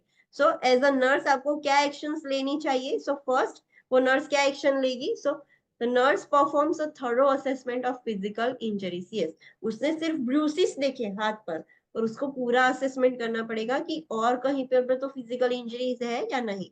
provides confidentiality during the assessment with an empathetic and non-judgmental approach. Yes, जब आप उसका असेसमेंट कर रहे हो तो कॉन्फिडेंशियलिटी मेंटेन करो और उसको एम्पैथेटिक वे में, नॉन जजमेंटल अप्रोच में, like you can not make judgement कि दिस इज सो रॉन्ग, ऐसा कैसे हो सकता है, ऐसा कैसे किया, जजमेंट पास नहीं करना है, को एम्पैथेटिक वे में और नॉन जजमेंटल अप्रोच में पूरा असेसमेंट करना है। Report the abuse to an appropriate authority and follows the state and agencies guideline. Yes, जब भी आपको अब्यूज देखने को मिलता है, whether it is older, paediatric, female, कहीं पर भी आपको वो रिपोर्ट करना पड़ेगा गवर्नमेंट में। सो वो भले पेशेंट आपको ना बोले, you have to report that. reassures the victim that they have done nothing wrong। आपको जो victim है, जो older people है, right now the victim is older female, so उसको reassurance देना पड़ेगा कि आपने कुछ गलत नहीं किया है, आपने मुझे सच बोल दिया, that is fine, आपने कुछ गलत नहीं किया, आपकी कोई गलती नहीं है।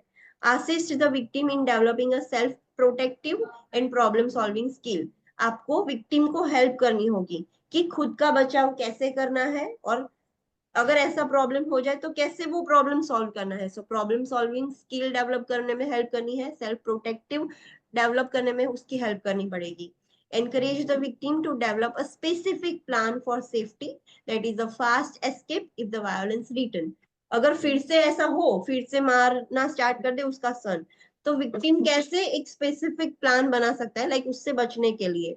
तो वो आपको एनकरेज करना होगा कि एक प्लान बनाओ कि फिर से ऐसा हो तो कहाँ जाओगे आप। So and for where to obtain the help, कहाँ से हेल्प लोगे, किसकी हेल्प लोगे। So that may be hotline, safe houses and shelters. जैसे ओल्डर पीपल के लिए वर्क करते हैं, वहां की आप हेल्प ले सकते हो, वहां पर उनको कॉल कर दो तो वो आप लोगों को बचाने आ जाएंगे। सो ऐसा कुछ भी कर सकते हो, और टू कॉल द पुलिस, और डायरेक्टली आप पुलिस को भी कॉल कर सकते हो। But normally the abuse person is usually reluctant to call the police. जो अब्यूज पर्सन होता है, जिस पर अब्यूज होता है, उसको लाइक ऐसा लगता है कि मैं कैसे कॉल करूं पुलिस को, वो हेजिटेंस फील करते हैं इन कॉलिंग द पुलिस। तो नॉर्मली वो लोग नहीं करते। So we can say them कि शेल्टर होम्स में या कोई भी सेफ पर्सन है जिसको लगता है, जो आपको लगता है कि ये पर्सन को मैं बोलूंगा तो मेरी हेल्प करने आ जाएगा, उन लोगों को कॉल करो। सो ये this are the actions when you identify any abuse on older client or on any people। Understood? Yeah. Okay. Next is domestic mistreatment takes place in the home of older adult and is usually carried out by the family member or significant other। Most क्या होता है domestic mistreatment, बस घर में ही violence होता है जो older people है उसके साथ। और कौन करता है वो? या तो फैमिली मेंबर या तो सिग्निफिकेंट अदर, जो उनकी केयर कर रहे हैं वो ही लोग करते हैं। दिस इंक्लूड फिजिकल अब्यूज होगा, साइकोलॉजिकल, फाइनेंशियल अब्यूज और सेक्सुअल माल ट्रीटमेंट भी हो सकता है। निग्लेक्ट एंड अबेंडमेंट भी देखने को मिलता है। निग्लेक्ट मतलब वो अच्छे से केयर नहीं करेंगे पेरेंट्स की, और अबेंडमेंट मतलब उनको छोड़ देंगे, घर से निकाल देंगे, और ऐसा कुछ हो सकता है। सो this happens in older adults. Institutional mistreatment takes place when an older adult experiences abuse when hospitalized or living somewhere other than home। ऐसा नहीं कि सिर्फ घर में ही डोमेस्टिक मिसट्रीटमेंट होता है, इंस्टीट्यूशनल मिसट्रीटमेंट भी होता है। अगर कोई ओल्डर पीपल हॉस्पिटल में एडमिट है तो हॉस्पिटल में भी उसके साथ होने के रिस्क है, या फिर कोई ओल्ड एज होम्स में रह रहा है, लॉन्ग टर्म केयर फैसिलिटी में भी रह रहा है, तो वहां पर भी उसके साथ अब्यूज हो सकता है। सो इंस्टीट्यूशनल मिसट्रीटमेंट भी होती है उनके साथ। Self-neglect is the choice by mentally competent individual to avoid medical care or other services that could improve the optimal function। Normally self-neglect means what is self-neglect? हाँ, खुद का ध्यान नहीं रखते। सो वो नॉर्मली कौन से पेशेंट में देखने को मिलती है? कौन लोग खुद का ध्यान नहीं रख सकते? हाँ, जो मेंटली रिटार्डेड है, मेंटली इल पेशेंट है। बट जो ओल्डर पीपल है, दे आर मेंटली कॉम्पिटेंट, मतलब वो मेंटली स्टेबल है, फिर भी वो सेल्फ निग्लेक्ट करते हैं बाय देयर चॉइस। वो अपनी मर्जी से सेल्फ निग्लेक्ट करते हैं, खुद का ध्यान नहीं रखते। क्यों? तो the reason is to avoid the medical care और other services that could improve the optimal function. अभी उनको उनका फंक्शन इंप्रूव ही नहीं करना है, जैसा है वैसा उन्होंने एक्सेप्ट कर लिया है। They don't want any medical care, they don't want any other services जिसकी वजह से उनका फंक्शन इंप्रूव हो सके। That's why they are neglecting their own self. Second, to not care for one self, खुद की केयर करने की कुछ भी ऐसे इच्छा ही नहीं है। Or to engage in actions that negatively affect his or her personal safety. वो जानबूझकर sometimes they are now fed up, वो अपनी लाइफ से डिपेंडेंट होके वो होपलेस हो गए। सो अपनी खुद की सेफ्टी को हार्म करने के लिए भी वो क्या करते हैं, सेल्फ निग्लेक्ट करना स्टार्ट कर देते हैं। तो शायद कुछ हो जाए एंड दे माइट डाई, वो खुद की सेफ्टी जानबूझकर वो करते हैं ऐसा, by choice. unless declared legally incompetent, an individual has right to refuse the care। जब तक उसको लीगली बाय कोर्ट ऐसा ना बोल दिया जाए कि ये पर्सन इनकॉम्पिटेंट है डिसीजन लेने के लिए, तब तक आप अपने डिसीजन उसको नहीं थोप सकते। They have right to refuse the care. So वो पर्सन मेंटली हेल्दी है and the person is telling you कि I don't want this medicine, I don't want this treatment, so they have right to refuse the care। और आप उसको जबरदस्ती नहीं दे सकते। कब आप जबरदस्ती दे सकते हो उसको ट्रीटमेंट? हाँ, जब उसको लीगली डिक्लेयर कर दिया हो कि ये पर्सन इनकॉम्पिटेंट है, वो खुद से डिसीजन नहीं ले सकता, ऐसे टाइम पर by the orders of court the person has no right to refuse the care, तब आप उस पर जबरदस्ती कर सकते हो। Older adults are a population at risk for being victims of scams। Yes, older adults scam के victim बहुत ज्यादा बनते हैं। क्यों? In which they are approached via email, phone or other means of communication, asking them to send the money or specific cases। उन पर scam email से, phone से या नंबर से कुछ भी ऐसे scams ज्यादा होते हैं। उनको ऐसा बोलेंगे कि money भेजो, specific cause। Teach the client to always verify the legitimacy of the caller and never provide any information about self, such as bank information, credit card information, password और social security number। Yes, आपको older people को सिखाना पड़ेगा। वो scams का शिकार बहुत easily हो जाते हैं, उनको पता नहीं होता, they can be easily fooled।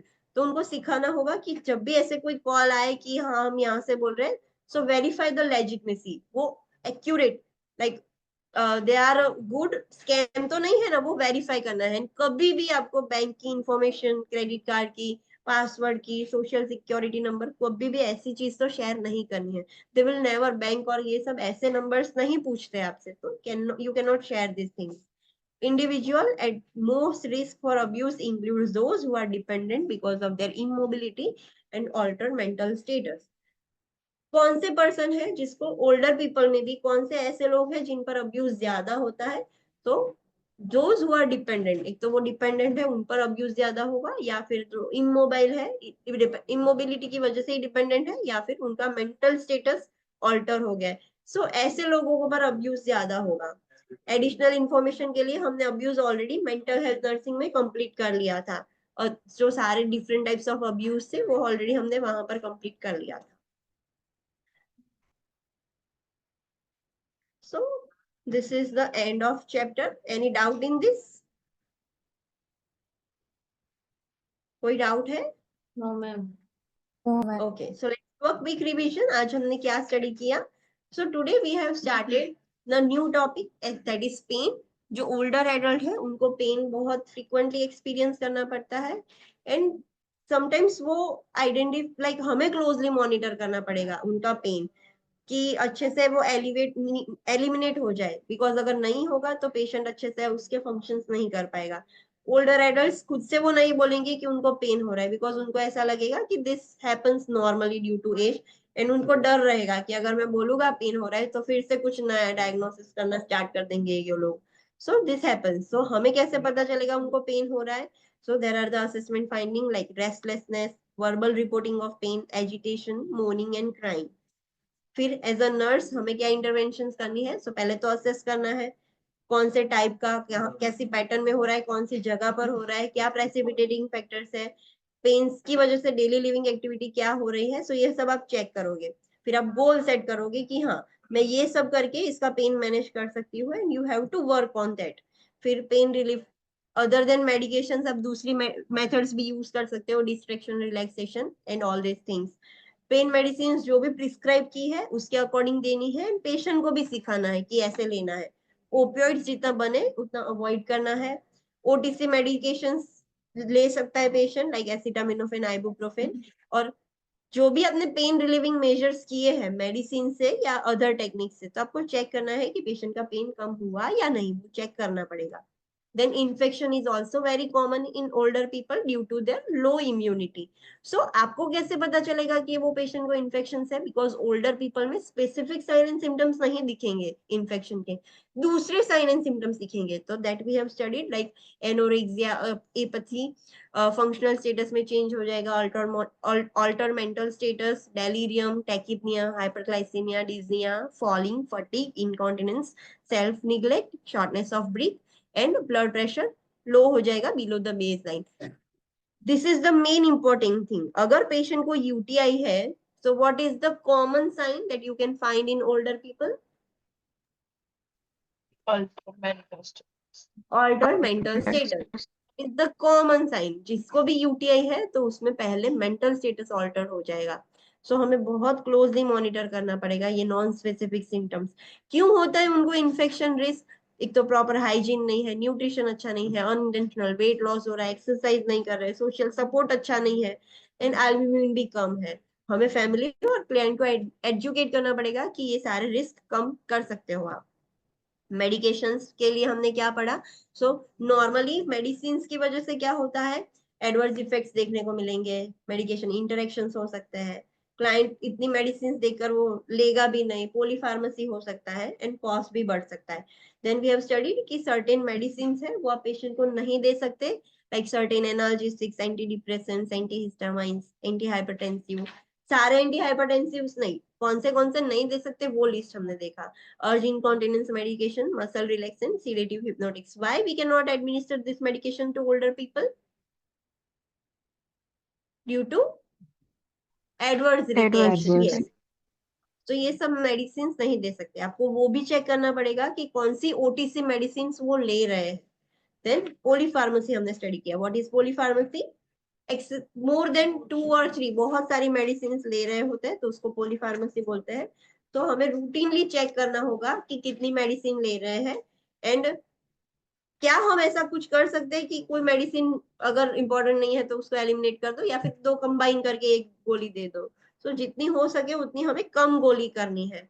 Then over prescribe नहीं कर सकते मेडिसिन, उससे क्या होगा, एक तो इंटरेक्शन बढ़ जाएगा, डुप्लीकेट भी हो सकती है मेडिसिन, और क्वालिटी ऑफ लाइफ भी कम हो जाएगी पेशेंट की बहुत गोलियां खाकर, एंड कॉस्ट भी उसको बहुत पड़ेगा। फिर नॉर्मल उसको कितना डोजेज देना चाहिए? एडल्ट से हाफ या फिर 1/3 देना चाहिए। हमें एडवर्स रिएक्शन के लिए क्लोजली मॉनिटर करना पड़ेगा। ड्रग इंटरेक्शन, बहुत सारी गोलियां ले रहा है, so whether there is drug interaction or not, वो हमें चेक करना पड़ेगा।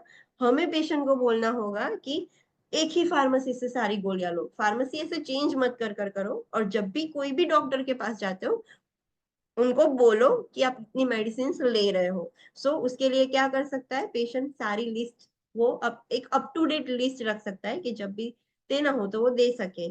कॉमन साइन क्या है? जब भी किसी पेशेंट को एडवर्स साइड इफेक्ट होगा मेडिसिन का, तो कॉमन साइड इफेक्ट क्या होगा, क्या पता चलेगा? कॉमन साइन क्या है?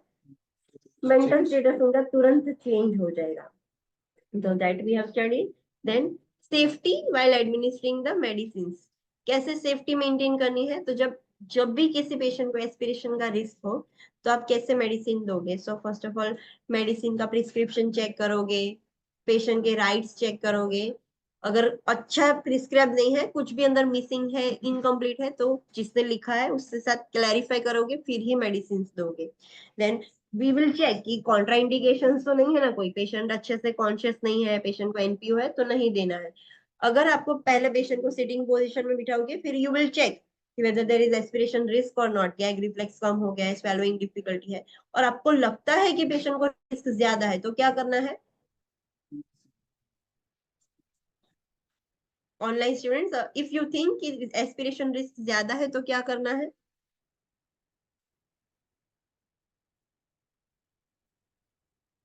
Online students, I am asking something. अगर आपको लगता है कि पेशेंट को एस्पिरेशन करवा रिस्क ज्यादा है, पीएससीपी को कंसल्ट करोगे एंड कोलैबोरेट, हाँ। Speech therapist Peace. को, दोनों को कंसल्ट करके कोलैबोरेटिवली अगर वो बोले तभी दे सकते हो। गोली देने के बाद भी आधे घंटे के लिए आपको अपराइट रखना है। फिर आप अगर स्वेलोइंग में थोड़ी डिफिकल्टी है तो गोली क्रश करके खाने के साथ मिक्स करके दे सकते हो। हाँ, अगर वो डायबिटिक है तो कम शुगर वाला, कम कार्बोहाइड्रेट वाला फूड देना है। सस्टेन रिलीज मेडिसिन या ऐसी कुछ मेडिसिन है वो आप क्रश नहीं कर सकते, तो उसकी जगह लिक्विड फॉर्म, पाउडर फॉर्म आप यूज कर सकते हो। मेडिकेशन राइट फिर से आपको चेक करने हैं। आपको देखना है कि पेशेंट अच्छे से गोली ले ली, कुछ प्रॉब्लम नहीं हुआ, तो लास्ट में सब डॉक्यूमेंट करना है। फिर माउथ ड्राई है कि नहीं वो चेक करना है। ड्राई होगा तो क्या होगा, मेडिसिन अंदर ही चिपक जाएगी, डिजोल्व होना स्टार्ट हो जाएगी। फिर सपोजिटरी एडमिनिस्टर करनी होती है तो क्या करोगे आप? ठंडी हुई कहना है रूम टेम्परेचर पर रखने की। ऑनलाइन स्टूडेंट्स, सपोजिटरी रूम अगर आपको, टेम्परेचर लगाना પછી हाँ ઇન્સર્ટ कर हाँ, डायरेक्टली फ्रिज में से निकाल कर आप इंसर्ट नहीं कर सकते। ठंडी होगी, क्यों? What is the rationale behind that? કેમ કે એની એક્શન થવા પછી વાર લાગશે it will take a while to dissolve, dissolve होने में थोड़ा टाइम लग जाएगा उसको। सो एक्शन अच्छे से होगी नहीं, so that's why room temperature पर आ जाएगी और आप डिजोल्व अंदर इंसर्ट कर दोगे तो तुरंत डिजोल्व हो जाएगी। देन अगर ओल्डर पीपल में एक तो टिश्यू इलास्टिसिटी कम हो गई है, तो जब आप पेरेंटल मेडिसिन दोगे तो there might be oozing, bleeding हो सकता है। सो आपको ध्यान रखना है, मॉनिटर करनी है साइट। और जो इमोबाइल लिम्ब है वहां पर मेडिसिन दे सकते हो आप, नहीं दे सकते कैन नॉट गिव। हाँ, फिर हमें देखना पड़ेगा कि पेशेंट जो भी मेडिसिन प्रिस्क्राइब की है उस पर कंप्लीटली स्टिक है या नहीं, सेफली वो मेडिसिन ले सकता है या नहीं। तो उसके लिए क्या चेक करोगे? एक तो वो रीड कर सकता है या नहीं इंस्ट्रक्शन, ये थिंग। दूसरा, उसको पता चल रहा है कि सारी गोलियां अलग अलग है, कलर से या फिर शेप से, साइज से उसको पता चल रहा है। अगर वो अच्छे से पता चल रहा है तो वो सेफली मेडिसिन ले सकता है। दूसरी क्या चीज कर सकते हो, मेडिकेशन और मेडिकेशन केस यूज कर सकते हो जो लाइक डे वाइज होता है, या फिर चेकलिस्ट और स्केड्यूल यूज कर सकते हो कि जिससे वो प्रॉपर मेडिसिन ले सके। पेशेंट को बोलना है कि अप टू डेट सारा लिस्ट रखना है, जितनी भी मेडिसिन ले रहे हो उसका लिस्ट रखो अपने पास ऑल द टाइम, जब भी जरूरत पड़े तो दे सकते हो। क्लाइंट को एजुकेट करना पड़ेगा कौन सी मेडिसिन कैसे लेनी है, कौन सी मेडिसिन के क्या साइड इफेक्ट है, कैसे आपको पता चलेगा कि ये रॉन्ग हो रहा है, एबनॉर्मल इफेक्ट्स है, और आपको पीएससीपी को कॉल करके बताना होगा। जब हेल्थ एजुकेशन दे रहे हो तो what is the best method? Teach back method. और एजुकेशन देते वक्त आप किसको अंदर इन्वॉल्व करोगे? जो भी सपोर्ट पर्सन है ओल्डर एडल्ट का, weather it is a family member या केयर टेकर, जो भी है, पर क्लाइंट का जो भी सपोर्ट पर्सन है उसको भी अंदर इन्वॉल्व करोगे, इंक्लूड करोगे। Then miss treatment to older client, जो ओल्डर पीपल है उसको मिस ट्रीटमेंट बहुत कॉमन होता है। डोमेस्टिक मिस ट्रीटमेंट भी होता है जो घर के लोग करते हैं, एंड इंस्टीट्यूशनल मिस ट्रीटमेंट भी होता है। हॉस्पिटल में एडमिट हो या फिर ओल्ड एज होम में हो रहा हो या लॉन्ग टर्म केयर कहीं पे भी रह रहे हो। फिर हमने क्लिनिकल जजमेंट देखा कि आपको लगता है कि ये पर्सन के साथ अब्यूज हो रहा है, सो बीइंग अ नर्स आपको क्या चीजें करनी है? तो पहले तो असेसमेंट करना है, पूरा चेक करना है और कहीं पे है या नहीं। कॉन्फिडेंशियलिटी मेंटेन करनी है, non judgemental and empathetic way में करना है असेसमेंट। जो भी असेसमेंट आपने किया, अब्यूज आपको पता चला, you have to report that. Patient को रीअश्योरेंस प्रोवाइड करना है कि आपने कुछ गलत नहीं किया है, that is not your fault. Then उसको खुद की प्रोटेक्शन कैसे करनी है, प्रॉब्लम सॉल्व कैसे करना है, वो डेवलप करने में हेल्प करोगे। अगर फिर से ऐसा कुछ हो तो कैसे एक सेफ्टी प्लान बनाओगे, कहाँ पर हेल्प लोगे, क्या करना है, वो सब आप सिखाओगे विक्टिम को। देन जो ओल्डर पीपल है उसमें सेल्फ निग्लेक्ट कॉमन होता है, and it is done by their choice. वो जानबूझकर सेल्फ निग्लेक्ट करते हैं, क्यों? तो दे don't want any medical care की, कोई भी सर्विस नहीं लेना चाहते कि जिसकी वजह से उनका फंक्शन और इम्प्रूव हो। उनकी खुद की पड़ी नहीं होती है, एंड वो जानबूझकर उसकी सेफ्टी को हार्म करने के लिए वो लोग करते हैं, because they don't want to leave right now. So जानबूझकर वो सेल्फ निग्लेक्ट करते हैं। अगर कोई ओल्डर पेशेंट, आपको ऐसा सिनारियो दिया गया है कि you are caring for this age group of patient, अब मेडिसिन देने गए और पेशेंट ने बोला कि I don't want to take this medicine, तो आप क्या करोगे?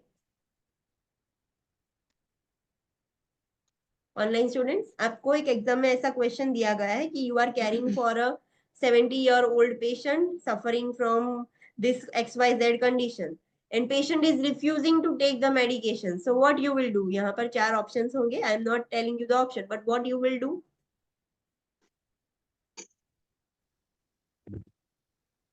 કોન્સિક્વન્સીસ એક્સપ્લેન કરીને પછી ફાઇનલ ડિસિઝન કરે। डायरेक्टली वो मना कर रहा है तो यू ओके नहीं लेनी, चलो बाहर निकल जाए, ऐसा नहीं करना है। उसको एक्सप्लेन करना है कि अगर गोली नहीं लोगे तो ये कॉन्सिक्वेंसेस होंगे, ये होगा। अगर पेशेंट अग्री हो गया, अगर ये ऑप्शन है to explain the consequences of medication, so that would be your correct option. वो ऑप्शन ही नहीं है, नेक्स्ट वुड बी कि हाँ आप नहीं दे सकते। अगर वो ऑप्शन नहीं है, सो पहले ऑलवेज उसको कॉन्सिक्वेंसेस एक्सप्लेन करने हैं। वो एक्सप्लेन कि no till I don't medicine, तब आप नहीं दे सकते, but you have to document this things कि आपने कॉन्सिक्वेंसेस एक्सप्लेन किए थे, फिर भी पेशेंट ने मना किया, that's why I have not given this medicine. So documentation भी आपको करना पड़ेगा, अंडरस्टूड। फिर ओल्डर पीपल होते हैं, हाँ, फिर अगर कोई इनकॉम्पिटेंट है जो कोर्ट के ऑर्डर से लीगली उसको डिक्लेयर कर दिया है कि ये पर्सन इनकॉम्पिटेंट है and the person is refusing the medicine, तब आप क्या करोगे। कोर्ट हैज આપી દે। डिक्लेयर्ड, और हाँ तब आपको देनी पड़ेगी, anyhow you have to take someone's help, और आपको पेशेंट को मेडिसिन देनी पड़ेगी। ओल्डर पीपल है, उनके साथ स्कैम बहुत ज्यादा होते हैं, सो आपको सिखाना होगा कि किसी के भी साथ कोई भी ऐसे फोन आए तो पहले चेक करना है कि वो वेरीफाइड अच्छा तो है, और कभी भी ऐसी खुद की पर्सनल इंफॉर्मेशन लाइक बैंक की इंफॉर्मेशन, क्रेडिट कार्ड, कोई भी ऐसी इंफॉर्मेशन जिससे स्कैम हो वो प्रोवाइड नहीं करनी है। और क्यों ओल्डर एडल्ट पर अब्यूज ज्यादा होता है, because they are dependent due to their immobility, और मेंटल स्टेटस भी उनका ऑल्टर हो जाता है, उसकी वजह से उन पर अब्यूज ज्यादा होता है। Any doubt in this no online student? Okay, so from Monday onwards, we will start maternity subject. Okay. See you tomorrow at 9 a.m. Thank you. Miss Jennifer, please turn on your video. Yes. Yes. Are you comfortable with the class? Do you get everything? Yeah. Okay. Yeah. Okay. Okay. See you directly on Monday at 9 a.m. Thank you. Thank you.